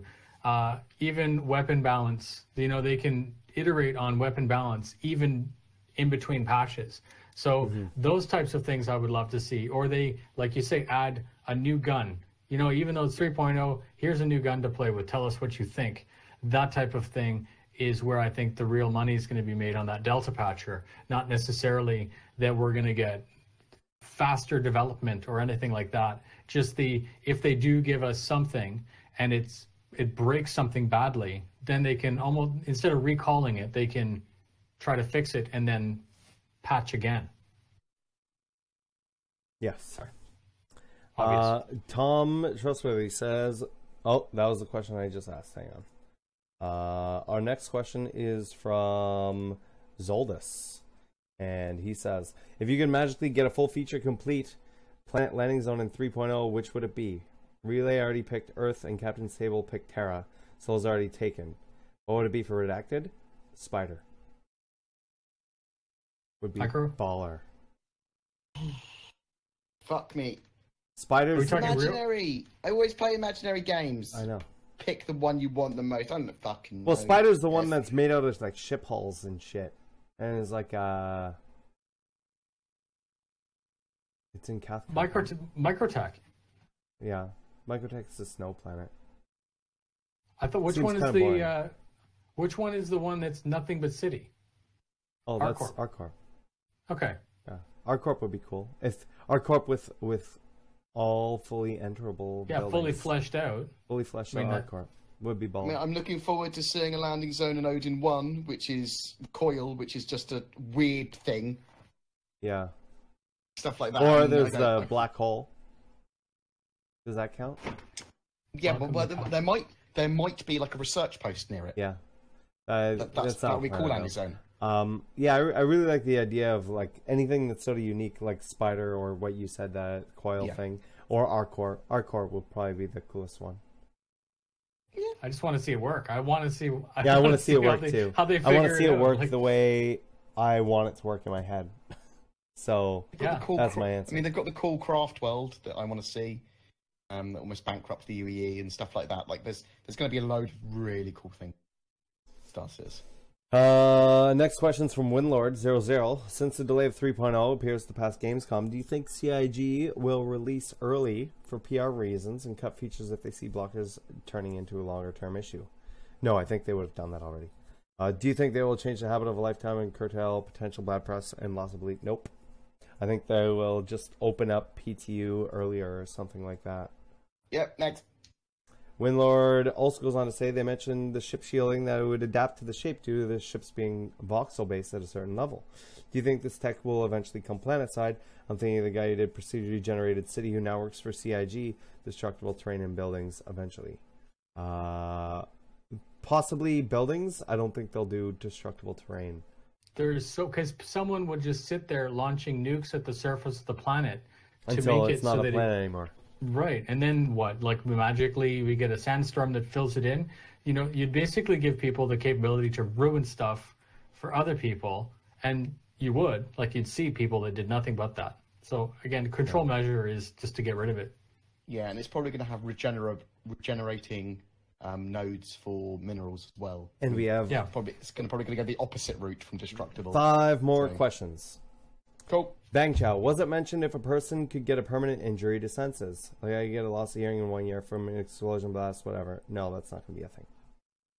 You might see different like augments, like you limbs and stuff like that, but it's not going to make it so you can't hear, see, or use things. I'm blind and can't hear. Yeah, good luck. Yeah. New count. What a great game. It's black and silent. I want to play this. Eric ate my pirate says, what do you think is more likely? Different pirate organizations forming alliance in low-sec space, or different pirate organizations declaring war over territory in low-sec space? And if too many pirate organizations start unifying alliances, do you think CIG has incentive to try and break them up? No, they could just send a plague after them. Like they could just do just like anything. We've already talked about this, that if something is about to break the game, then they could just patch some scenario in that tries to neutralize it. Yeah, I hope that they do stuff like that occasionally. I hope there's a reason for pirates to all band together, and I hope that they do some fucking cool stuff and really damn shit, and then loads of players have to go and sort them out, and the NPCs have to sort them out. I want that. That sounds amazing. Of course. Henrik Chow says, could the mouse wheel movement be added to the ship's movement? It doesn't work the same because you don't need to, because it's built into the throttle. So it's use your mouse wheel for different things, though. You can use. Well, that's your player. I wonder if you could rebind. I wonder if you could rebind it to that if you wanted to. Probably. You could probably do that right now. Yeah. You could definitely do it with a third-party app. Yeah. No problem. Lavacusic says, aside from ships, components, weapons, what other cool items do you think will be purchasable with UEC inside the Star Citizen universe? Land, Territory. Yeah. Armor, bases. homes, like apartments and stuff they talked about. Yeah, like bases, or I mean, that's I mean, essentially what your hangar is a base. I mean, I'm all about industry. If I can get industry on the ground and in space. Yeah. And You could like buy any MMO, slaves. yeah, You like could any buy MMO, we're all about the trinkets, right? We're workers. all about the collection of the rare items. Like even Borderlands does it. Yeah. So, I mean, I can actually see that being what people would get addicted to that. Like, I need to collect the whole set of something. And our last question from Wombat: do you think shops for ship engines, ship weapons are going to be in game already? Or Like at basically 3.0? ship components, yeah, are they going to be in 3.0? Yeah, they are. Yeah, I think so as well. I don't think ships will be, but I think the components will be. I mean, we're still hoping for ships, but it's unlikely. Fingers crossed, Components. but I'm not holding my breath. I want to give a huge shout out to Zorky for helping out with the questions today. So thank you so much. Zorky. Guys, Love do me a you. favor, get some high fives in chat for the guy who last said in chat, prostitutes. So that being said, that wraps up this episode of Redacted. Thank you everybody for coming by. I will be continuing to stay on after this. Noobifier, what are you up to this week, and where can people find you? Okay, so I'm on YouTube, Twitter, pretty much everywhere, social media. I'm going to be, don't forget about the Starfarer pack that's going on right now. It's a giveaway on my channel. Yep. I'm going to be fleshing out a great suggestion that Board Gamer had, which goes with my job series, which is a video trying to talk about every single possible job in Star Citizen. Very, very point form though. Like these are the possibilities. Just kind of to give, yes, and current, so that people who are joining the game and veterans can actually not necessarily get excited, but see the potential of really what it means. I'm going to be working on some stuff with Spectrum, trying to figure out a way to make command level work well. I'm reviewing one of these things, which is a Wooting 1. It's an analog keyboard, so for all of you fighter jocks that rely on on-off buttons, this one is a proportionate button, which lets you control your thrusters proportionately with a keyboard. So it's like a game changer. And then some finishing touches on the studio, and of course waiting for 3.0. There we go. Please. And where can Thank you people very find much. you? On YouTube and Twitter, Facebook as the Noobifier. So, Excellent. Thank you. And Board, what about yourself? What are you up to? Hey. Where can people find you? You can find me at Board Gamer UK on all the social media, on the YouTubes and Twitches. We'll be doing obviously lots more Star Citizen content. It's the end of the month. We've got the UK report tomorrow. Always my favourite, ATV, and then I'll be doing a video on what CIG have been doing over the month and what we look forward to coming soon. We'll talk a little bit probably about Gamescom. I've been checking out and really enjoying Fortnite, but also a game called Foxhole. Do I have permission to post? What? Well, no, that's You could find out one way. You're gonna that's a find load out. of keys, which I do not want to post. Let's find out if I. No, I didn't. Yeah, Message you do now. deleted. You do now. You do now. Go, go, go, go, go, go. It always makes me so No, it's happy. identical. when you It's get- identical. It's identical. There you go. I've got one at the end. So No, Foxhole you didn't is need this to. I could. really cool game that I want to try and get as many people as I can into. I think you might like it as well, Saurus. It's Planet Side-esque. It's from a top-down view. You control one guy, and it's Axis versus Allies. It's Germans versus the British, I think it is, or the Americans, on this one persistent shard. And it's just war, and you're trying to push them back and win. And when you win, it resets the server and goes, you've won. But it can take days or whatever. It's like a mixture of Rust and Planet Side and loads of different games together. And I was looking at it and watching loads of streams of it and going, this is really fucking awesome. Fair enough. Check it out. It looks really cool. I'm But always looking lots of Star for Citizen new stuff. good games. Yeah, I think I've got some keys as well, so I'll chat to you about that in a bit. Awesome. Shiny. But, yeah, check me out on the YouTubes, guys, and I'll be streaming tomorrow. I'll probably be streaming some Star Citizen and Foxhole tomorrow. Awesome. What about you, Soros? For myself, there's a couple things coming up. It's my birthday on Monday, I'm going to be streaming after this. I think I might go camping this weekend. Might be IRL streaming that. Later tonight we have Dungeons and Dragons, and I also have a giveaway possibly right after this of a Nox from an anonymous donor. So huge shout out for that. You can find me on twitch.tv/WTFosaurus and on twitter.com/WTFosaurus. Thank you so much, guys, for joining us for another Redacted. I will be right back. I'm going to go update my dog. I'm going to go say hi to my dog and make sure she's all fed and ready to go, and I will be back in a moment here. So don't go away, because you're going to miss some really important things. I don't know what those important things are yet, but you're going to miss them, and you don't listen. It's not going to be a good thing for anybody. So we will see you guys next week. Thank you so much. Take care, guys. And see ya later. Thanks for having me. I love you, noob. Love you, Cyrus. Love you, face.